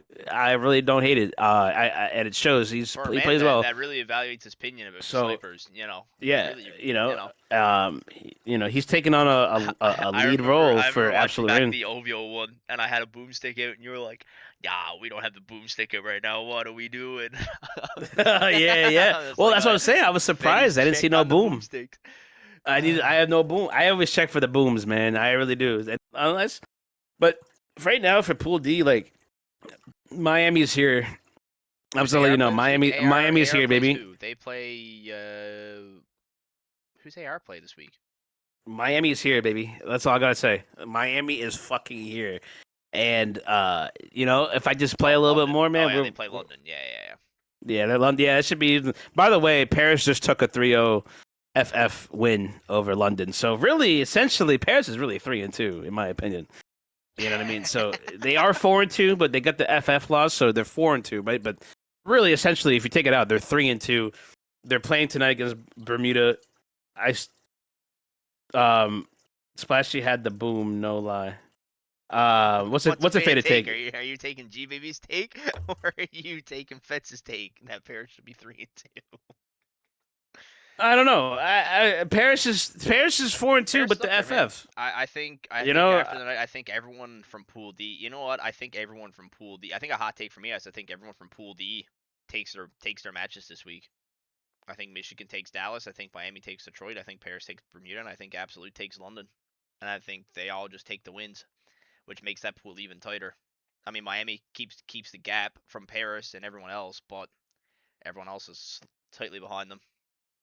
Oh, the cap shot take. Okay, yeah. I played with both Xavier and Carlos. No disrespect to either, but I think Carlos is a better overall player. But yeah, no, the few notes I had for this though, before you jump into the hot take there real quick, is that I just had Pool D being an elite pool. All teams are even or above 500. I think everybody in Pool D stays. I think that's another thing. I think everyone in Pool D definitely makes it out of. None of these teams get dropped from the league. We'll see all 4 of these teams next major for sure. Yeah. And I don't think I don't think the buy is sealed for this pool yet. Miami's got a big lead, but I think I wouldn't be shocked if Absolute or Michigan came out of the woodworks and Yeah, I think Absolute Reign may overtake Michigan in this pool. I just think I have to agree with Erez here. I think Xavier is better than Carlos. I think Carlos is a great player. I think he's a fantastic player, but Absolute Reign Michigan playoff match is what we need to see. Yeah, I think we need to see more of that. I think that those guys, Absolute Reign and Michigan, should have some type of rivalry there. I think they're right neck and neck with each other. With Xavier and Carlos, I think Absolute Reign still takes it though, because Xavier. Clouter, you and I still talk about this all the time, even off the podcast. How good Xavier is. I still think Xavier is one of the better 6-pointers, 7-pointers out there. Yeah, he led the league in top KDs for a while. I think he still is in the top 5 KD for the league. So I think I could be wrong though, but as of right now, I like Absolute Reign a lot. It's just how much, again, the young pointers, how much support they can give. Same thing with me. Like, I got to give enough support to Nuck, right? If I'm challenging left on standoff on that A side, what is it, A bomb? I'll never forget, like, that Mat 5, like, against Michigan. Like, I fucking went the wrong way, and then Nuck got 2v1. So, like, I didn't give him help. He needs the help. So, if I could come there and make a trade, and it's all about those trades, man. If you can get the trades for your best pointer, you're in a good spot to really open up the map. Yep. And I think that's really what it comes down to. And I think Xavier, I think Xavier and his team do a better job of playing trades and playing together more than Michigan, because I think Michigan runs at everybody too much. And that is my opinion. Just playing against them and then watching them play. But I do like the both teams. They're really good competitive teams, and I just hope that Pug can solidify that absolute reign that team as much as they can, because they are, with Xavier, the talent that Xavier brings to absolute reign. I think they should be in the talks of a top maybe 7 team, top 8 team, something like that, right? Like they're not maybe the top 5, but they're definitely are going up. Even though they are 3-3, I still think that they have a lot of talent on that team. And so that's just how I think of it. But right now, Michigan and Absolute Reign are neck and neck. And Michigan, I think Michigan needs to figure out things more than Absolute Reign, in my opinion. Right? I think Absolute Reign has a little bit more solidification I think in we'll their see that team. So going forward here, and hopefully we'll see.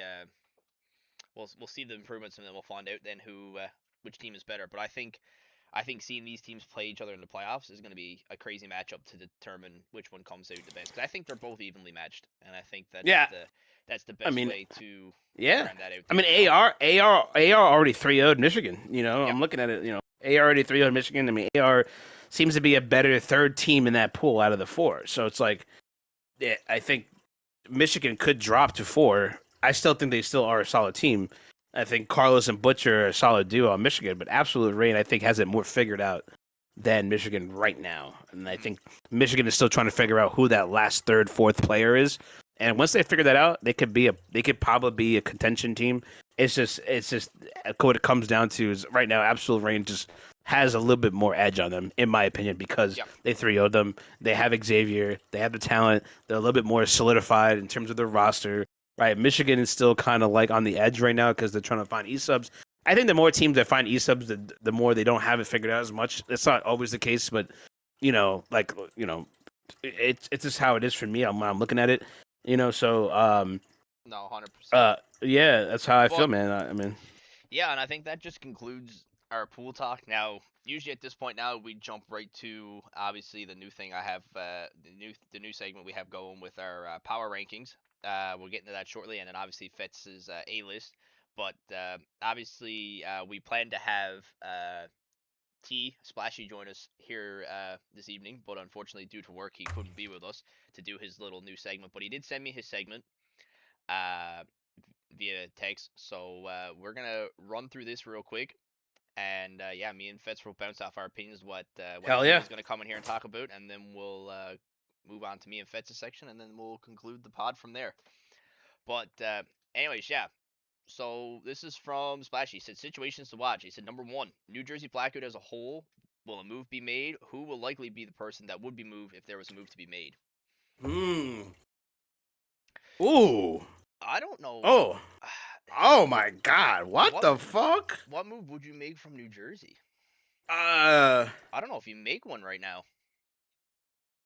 The team's kind of on the up and ups right now. I mean, I think the addition of Zorb's coming in. I think that's a good addition as well. And I mean, like you said earlier, they're undefeated without Payne. So I mean, do they keep the roster they have going now with Zorbs, and who'd they play instead of Payne? Was it Yuri? I'm gonna look at it right now. And by the way, I'll say this again, and this is a direct stat line from Eraz that New Jersey is undefeated 2-0 without Payne. I just want to say that out there again. Undefeated without Payne. Let me see. Is that the person you move though? I think so. So you got Loesch, you have Zorbs. You're not moving Zorbs because Zorbs just showed up and has made the team significantly better. You're not trading Loesch because Loesch owns the team. So E3 is their third. I don't see a fourth. I mean, you just picked up Eternal. Or Deimos is still on the team, but Payne. So are they rocking? Are they rocking Deimos, Loesch, Zorbs, and Zero? Is that what did I hear? Is that right or no? I see Loesch, I see Zorbs, I see Payne, I see Deimos, and I see E3. I think it's Payne. mean, you just picked up E3 and Zorbs. I think you got to move Pain. I think that's ultimately you have to do. There, you move Pain. That's how I feel. Just based on the last 2 games that I've seen, and Zorb's kind of, again, like how we've talked about it, Clouter, like Zorb's coming in to help Los, and we saw how Los needed the help. He reached out. He literally posted in post FA saying, "I need help." So Zorbs is there. E3 is there. I think E3. Oh my God, y'all know it would be fire after seeing what Doe said. If y'all two would do a weekly matchup of the week, cast on the match, if y'all able to make that. Oh yeah, hell yeah. Oh no, yeah. Hell yeah. I think you mentioned. Hell that. yeah. Remember, I think that one was mentioned. I think me and Fets had that conversation before about doing a primetime night. You remember that? Remember doing primetime night? Yeah. Oh hell yeah. Get on and we'd take 2 matches and we'd cast them. Well, I'll be casting at 8. I'm down to do a double header. No, I'm coming in the booth with you tonight. I'm down to do a second match. If there's a second matchup tonight, I would love to take it. We've talked about doing that. So I think that's a discussion we gotta have with the upper table of admins and see if we can make that work. Yeah, if you guys are able to, if we're able to like set in stone like a double header primetime week for like the matches of the week, I am so down. Me and Feds. You know what I mean? I know it's not easy because everybody has work and everybody's coming off at different times. So, but like I would absolutely do the primetime television segment could come right back because we were doing a lot of that in BO6 where we did a lot of that. Where it was a lot of double headers and stuff like that. So I'm so down for sure. We'll definitely work on that. But yeah, we've talked about that before. I remember that. But yeah, I think we move Pain, 100%. His second thing here is on about Detroit. Kiori has shown MVP levels of play. Do you think if they were to who would they target to help Kiori? What player would you bring in to help Kiori? Oh my God. Who's like even on the block right now? We need a trade block too. I also said that too. I think we need to initialize a trade block for team owners so you can just fire players up on the trade block. Yeah. But anyway, that's also another level of work to get. Right now for Detroit, what is it like Zippo, Revive? Is it those guys? Yeah, Kiori. So, yes. And like let me look at some of these stats here. Let me see. I think Kiori needs someone to, like I said, it sounds crazy. And it's working right now in Miami. It's worked on OVO before, right? It's worked on other players. Like it's just maybe Kiori just needs someone to just hold the hill more. Because I feel like if Kiori jumps on the hill more than he's supposed to, I think he's just caught in a couple 1v2s, 1v3s on the hill. You know, and a lot of those Kiori, Huey, Sheesh, and G. I mean, I like Sheesh. I like Sheesh a lot. So you need a lower pointer. A lower point. I'm with you. A lower pointer hill kitten. So who's one of the good lower pointer hill kittens right now that you could see moved? Right, like Kiori had a 195 against London Crusaders, and Zeno is still there. Huey Lags, like you said, Clouter is still there. Me, Huey, Sheesh, and G. Who's G? Yeah, who is G? Who the hell is G? Who the hell is G? But we haven't lost since the change though. So maybe you don't change it up because they are 2-0, right? No, so yeah, we could. I don't know when Splashy made this. Splashy could have made that up last week. No, totally cool. Yeah, it's totally cool too. GL, she's G. That's the one that Cool Ranch brought in. Okay. Oh, so okay. Yeah, Detroit G. Yeah. So I don't think you have to drop anybody. I think it's more so. I think you're fine. Like you said, you're undefeated with the roster you have right now. Just for speculation purposes, like who I'm trying to think now. Like who I'm looking at the teams now on the screen. Yeah, anybody in D League that you could bring up that could sign them, maybe. Who's in D League? Oh fuck. You know, K is what, a 6? He's a 6. So Huey 2, Sheesh is what, a 3 or 4? Yeah, he's a 4. So I like the K, Huey, and Sheesh trio. I do like that, right? It's just I think now it comes down to solidifying roles where you have G holding the time, right? you just let her hold the time. You don't let her do anything else besides hold the time, hold an angle on the hill, right? Like if I'm playing Scar and I hop the hill through mid cut, I'm watching market, right? Like things like that. Like you're holding down an iron, and I think G could, again, 0.63, right? I think the G is a 0 pointer alongside me. Yeah. So like, things like that, right? I should be a 4. Yeah, it's crazy. Yeah, but yeah. Suma, So if you need a 3-point sub, you say no moves. I'm with you because I'm trying to think of a lower pointer to fit in there, but I can't. I can't even think of anyone to go in there. yeah, Right now. I Everyone's like on the Detroit. roster right now. Yeah, Detroit right roster's now cooking is on right a now. 2-0. They were 0-4 and they won 2. Now they're gonna play in Miami. Now I think after Miami we might have. If they beat Miami and go 3-4, then it gets really interesting. I mean it's a long shot for them to beat Miami in my opinion. I think right now, and that's no bias. There's no bias. There's no bias. I don't know, man. There's no bias at all. I'm joking. But yeah, no, it's definitely an uphill battle for them, sure. But I think that they have. I think 2 weeks ago, yeah, no, I'm with you. But now, Right. I don't know, man. With the momentum they have, they might have the capability to. Dude, Huey Lags had a 136 over Bermuda. Yeah, that's kind of crazy.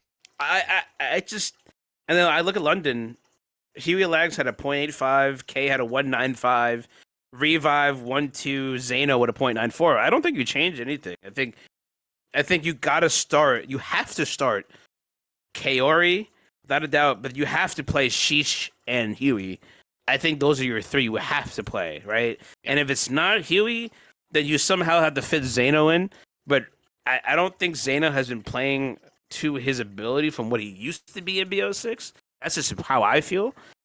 I just think Revive has been playing much better, right? Yeah. So if I've seen Kaori play alongside Revive in the PXL, and I've seen him be a top 4 team in Major 1 over there, I think Kaori and the Revive need to play together, in my opinion as well. So I think Revive and Kaori can play together very well, and Revive got dropped. Okay, so then GG's. So okay, so then it has to be Kaori, Sheesh, and have now. Sheesh, Kaori, and Huey, and then figure out your G. It has to be the same roster. And G again solidifies the roles where she's holding Hill. So me and you were saying, you know what I mean? No changes to this one. No changes to this one. Right now. Number 3, he has Los and Nock, 2 guys that were consistent top 5 all through BO6. Can they get back to their MVP forms? I think yes. Without a doubt. I think Nock is already showing MVP. Correct. Yeah. MVP caliber play right now. I don't think it's Major 4 BO6 Nock that we're seeing. But it's definitely, an MVP worthy Nock. You know what I mean? It's still Nock. Like Nock is going to be Nock, but I mean, me and you talked about all through Major 4 in BO6 that Nock was playing on a different level, and you know what?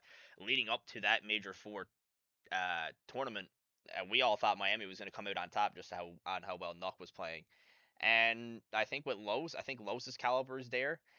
Might be dumbed down a little bit more than Nock's in my opinion, but with the help he has now with Zorbs and Deimos and everyone else, I think he can also revive the MVP caliber from his slow start in New Jersey so far this season.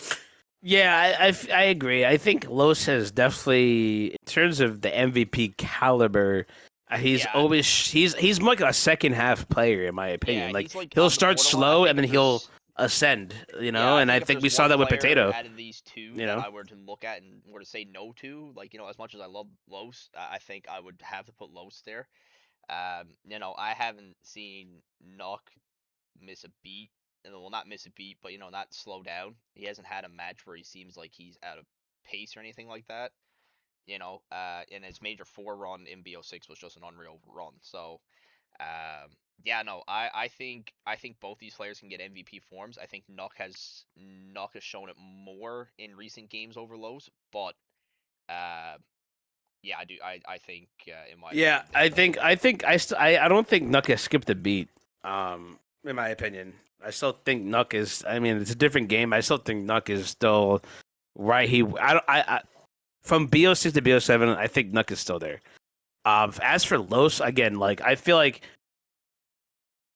with Zorbs there, it'll allow him to elevate his game because he has the duo, and it seems like when Los has a really good duo with him, that he could elevate his game and be able to go back to his MVP caliber.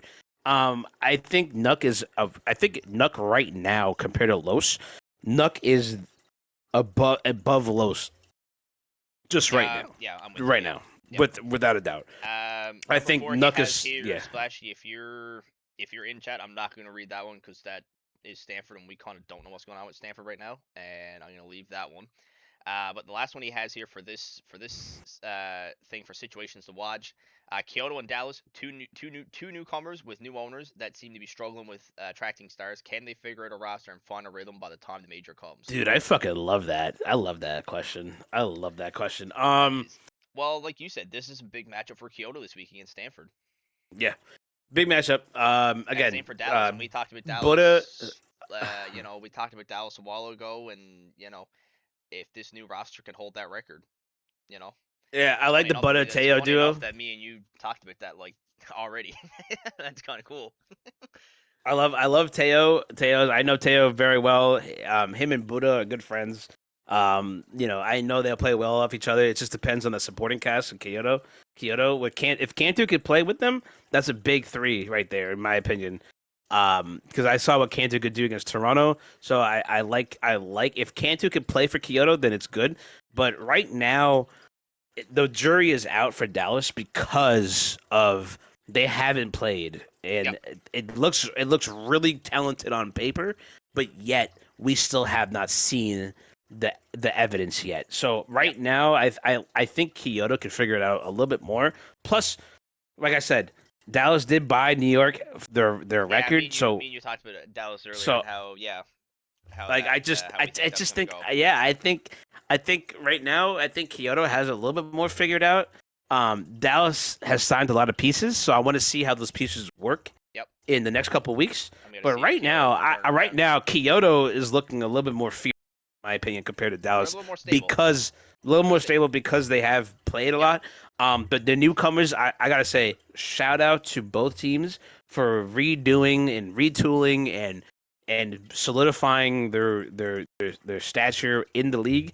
I really do respect that, and it's really cool to see how much they've put into it to trying to find for Butter stepping in as a Kyoto manager, and then also Capshot taking New York and then giving it to Gradual. And like I said, like we've seen Gradual kind of play the back end, and they've made ways to play, and especially at BO6, we saw them make a distance with the Gradual ownership. So like those are the things that I'm looking at. I still think that Kyoto is still a little bit better team, only because that Teo. I'm telling you, Teo is such a good. I'm not trying to glaze anybody, but Dan, like Buddha and Teo together is a really good dominant force. So I'm gonna have to in the next couple weeks, and we'll hopefully be able to see that. I may be a little biased here, but Teo and Buddha, I still take the Kyoto Nightmares on how well they have transitioned to ownership. But Dallas, I gotta see what they do tonight or whenever they play. I gotta see that next game so I can have a little bit more definitive answer. I don't know how Clouter feels, but that's no. I feel the same way. I think me and you touched on that a little earlier, right? I think we'll see how Kyoto plays this week now against Stanford. They got a few big weeks coming up. Obviously, they're in the Pool A race with Toronto, so we'll see how that plays out. And then, like we mentioned earlier with Dallas, it's a brand new team, so it's just to see how that team composition comes together before the major gets on their way, right? So there's that, right? So that was Splashy's top 5 situation odds. He has a top 5 for MVP here. I'll just list out the top 5, only because we're running close on 2 hours here. So I'm gonna try to wrap this up as quick as we can here. But I am having a good time though. This is elite. But yeah, no, Splashy's top 5 for MVP right now. He has number 1 Gelato, number 2 is Kaori, number 3 is the man himself, Splashy. Number 4 he has the Christian Copeland, and number 5 he has Nuck. Wow. There's a Christian Copeland at 4? There's a few descriptions. Christian Copeland? The talk about him will be Cope at 4? That's reasonable. That's reasonable. Don't worry, BT. The VOD will be uploaded to the YouTube channel. I would like to see Los up there. I know after. Los is on the decline a little bit but I promise you, the next 3 weeks, I'm telling you, Los is gonna be right back up there, man. I'm telling you, Los is gonna be right back in the MVP conversation. We're gonna be. I'm telling you, the next couple of weeks in these episodes, we will be talking about Los. I promise you. I hope so. I promise you. And I then promise to you. end off his segment, he has the top 5 moments, I guess, of the week. I'll read these out quickly, and we can come back to him afterwards. He has the Toronto 0-6 comeback and overload. Hell yeah. No extra words needed. New York dropping to D League and reuniting the roster. That was arguably the best team in BO6. Kiori's 56 and Hezi's 51, and a lost 2 insane maps from elite players. T's 1v4s Gelato and Stanford. And Minneapolis being 0-5, despite having 2 players that had dreams of making it in challengers, one of which being the P64 Dude, that's so funny. I love this shit. T, I love that shit. Man, you know what's funny? You know what I just thought about, man? Can you imagine if in that Kyoto series, that would have been 2 major comebacks from Toronto this major? Because I totally forgot about that overload. Dude, we came back to that 0-6 overload, and then we almost came back to that 0-5 down we were to. Toronto is still a top 3 team in S&D. I don't care what anybody says. Toronto is still a top team in S&D. Well, I'm leaving that. It shows. It shows. I know it sounds crazy. I don't care what the stats say. Toronto has figured out a way to bring back shit. You're down 5-0 and you push them out round 11. I even if they didn't make it, I'm telling you right now, Toronto finds ways to come back. They're resilient young bulls, and I'm telling you right now, Toronto is still an S&D team. Watch out for them. But those are great. I mean, Kaori and Hezi dropping those big numbers were huge. Toronto come back on Kyoto. Said Gelato also dropping 56 as well. Again, that was Splashy's I guess PDF layout he gave me that he was going to talk about today when he came out. Unfortunately, he couldn't have been here today, so hopefully he'll be with us next week. I hope so. And join us for that section. So hopefully, you better be T. I'm watching you. You better be. Yeah, no, coming for you. So hopefully with him here, it'd be more, more interactive and more enjoyable to have him here too. So, better call out of work early, motherfucker, because I'm watching you. And we'll see it there. Better get your ass over here. I'm playing. But yeah, jumping into the Clout's power rankings of the week. Let's do it. Let's do it, Clouter. For Hardpoint, number 1, we got OVO coming in at the number 1 spot for one of the best Hardpoint teams in the league right now. Love it. Rocking a 1.11 KD with a 7-2 Hardpoint record. Coming in at number 2, we got Miami, who's rocking a 1.06 KD right now. Also 7-2 in Hardpoints. Just slightly behind OVO there. Coming in at number 3, we have Stanford, also with a 1.06 KD. 7-3 record, got an extra loss on the record. If it probably wasn't for that, they might have took that number 2 spot, but because of the extra loss, they come in at number 3. Number 4, we got Paris, coming in with a 1.01 KD after week 3, also rocking a 7-2 record. A little bit weak on points per game there as well. I could get right into the nitpicky about it, but I'm not going to. And number 5, coming in at number 5 for our power rankings this week, we have Kyoto coming in. After a very hot week they had, rocking a 1.01 KD in Hardpoint as well. The record is not as well with 5-5, but that kind of rounds out the top 5 Hardpoints for this week. Top 5 Hardpoint teams of this week. I hope so, BT. That was negotiated in the contract in invisible ink. But coming in for the S&Ds. And also hopefully for everyone here now, I'm gonna try to do a graphic up next week, so everyone can be able to see these up on screen. So instead, I don't have it for me at the moment, but I will have them next week. But yeah, S&D coming in at number 1 for S&D. We have OVO once again taking the number 1 spot with a 1.14 KD, leading the league in S&D KD with a 5-2 record, 5-2 win-loss record, and plus 11 round differential. Coming at number 2 is New Jersey, with a 1.03 KD, 6-1 win-loss record with a plus 8 round differential. Coming in at number 3, we have Paris, who has another 1.08 KD, has a 4-2 record, and our plus 8 round differential. Coming in at number 4, We got Kyoto hitting in this number 4 spot again, hitting another top 5 this week with a 1.07 KD, with a record of 5-3 and a +3 round differential. And rounding off the top 5 for S&D this week in the league, we have Detroit coming in with a 1.02 KD with a 4-3 map record and an even round differential.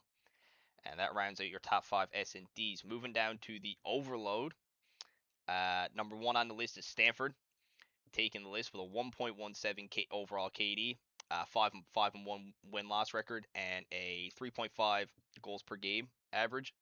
Coming in at number 2, we have Miami, rocking a 1.11 KD with a 4-1 win-loss record with a 3.6 goals per game average.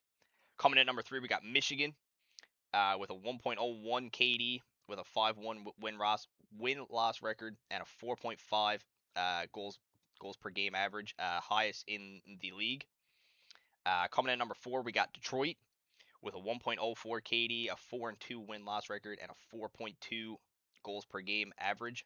I think they're second highest behind Michigan. And rounding off the top 5, we got Toronto.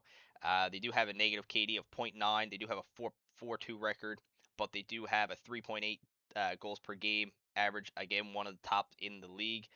And again, I feel like they have to come in the round out spot because they have made some insane comebacks in overload and put up high point games. I think that rounds out the top 5 for teams this week per mode. I could go into the worst ones. I don't have the worst ones done up. Minneapolis kind of takes all 3 if I were to throw them in there. Bermuda is definitely down there for overload as well. There's a few other ones there, but again, I think next week I'll have a graphic so I'll have all the stats and that up on screen for everyone to see, so it's a lot more easier than me reading it off of a sheet of paper. But yeah, no, that's our power rankings this week, and now we'll cut into the Fetty Wap section of his A list. You got to give me like 2 seconds though, because I actually have a graphic for yours. Oh, I love it. By the way, before I come in, by the way, shout out Clouter for developing the stat sheet for us, man. For the podcast, those numbers are real numbers. Like, yeah. He's not fucking around. He's not fucking around. That is off. Those are real numbers. In the league, man.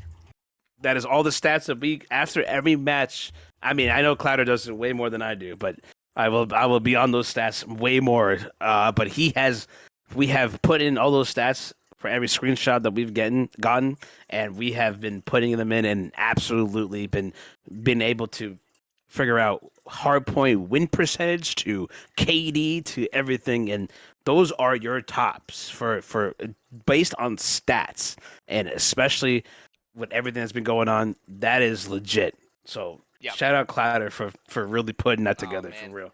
Yeah, no, my pleasure, man. I like what we do here, man. This is great. So add this new aspect to our podcast to get more people coming in just to see where their team ranks and power rankings type deal is going to be cool to see. So I'm going to have the bottom 5 and the top 5, I think.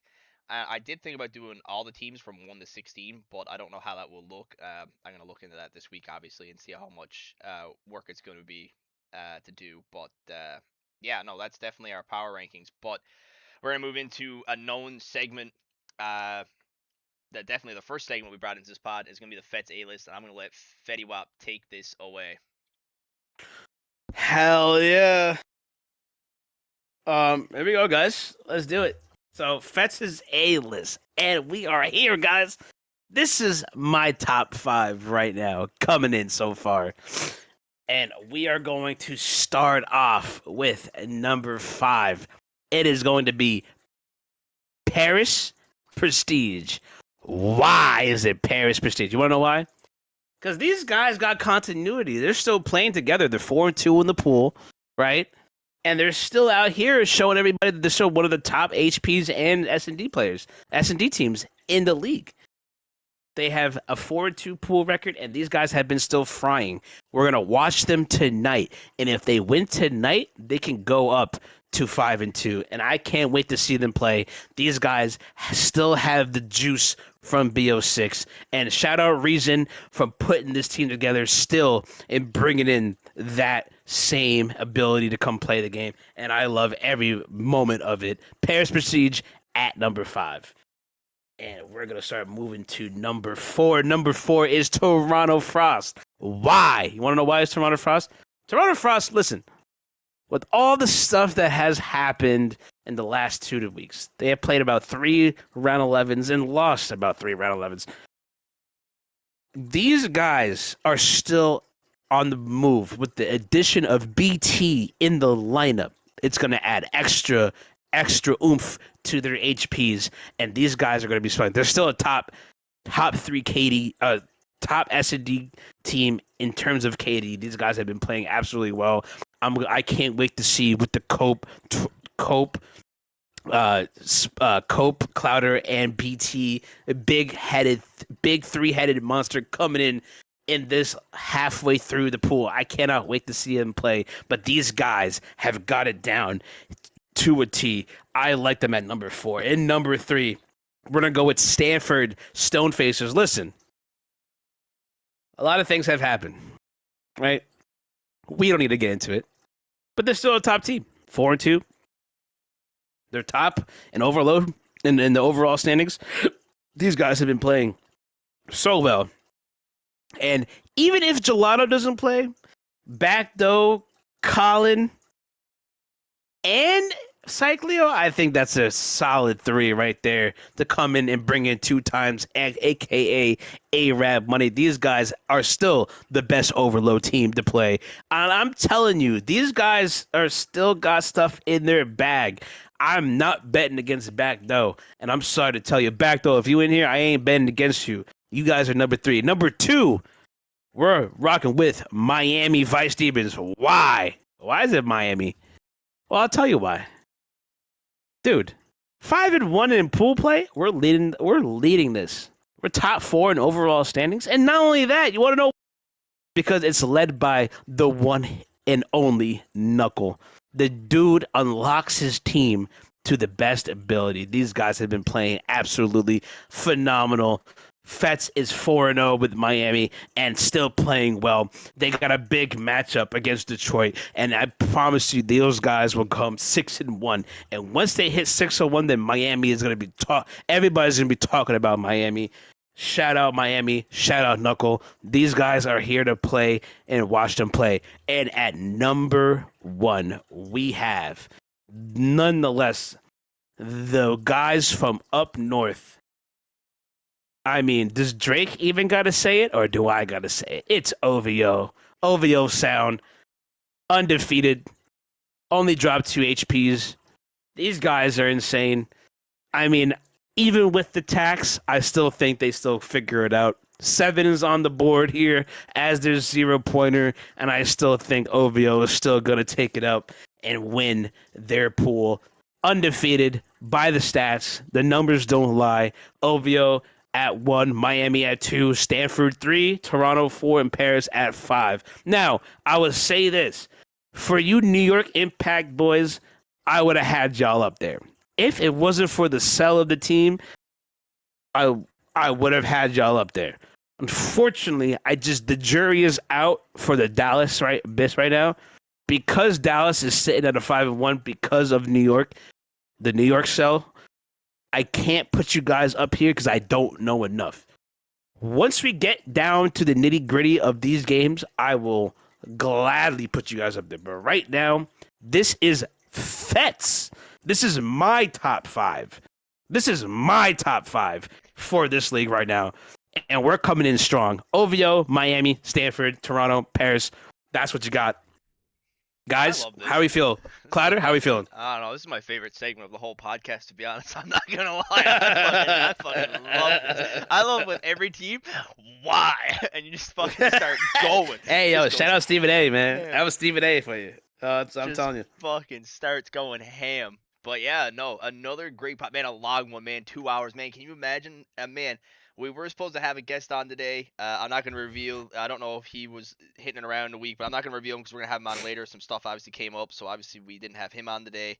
And we never had T in here either. I kind of blew past his, but man, a lot to talk about, man. We could have went on probably for like 2.5 hours today, which was crazy. I get going all night if we want to. I know, man. Crazy. I could too. But yeah, no, appreciate everyone checking out today. I seen all the followers today. Gelato, if you're still in here, man, I seen you drop me a sub, man. Absolutely appreciate that, bro. Oh, huge First prime sub out of Gelato, baby. Big Hell prime yeah. sub out of Hell Gelato. yeah. Appreciate you, big dog. I see Heezy with the follow as well. Gelato also dropped me a follow on top of the subscription. Yeah, no, appreciate all the love, boys.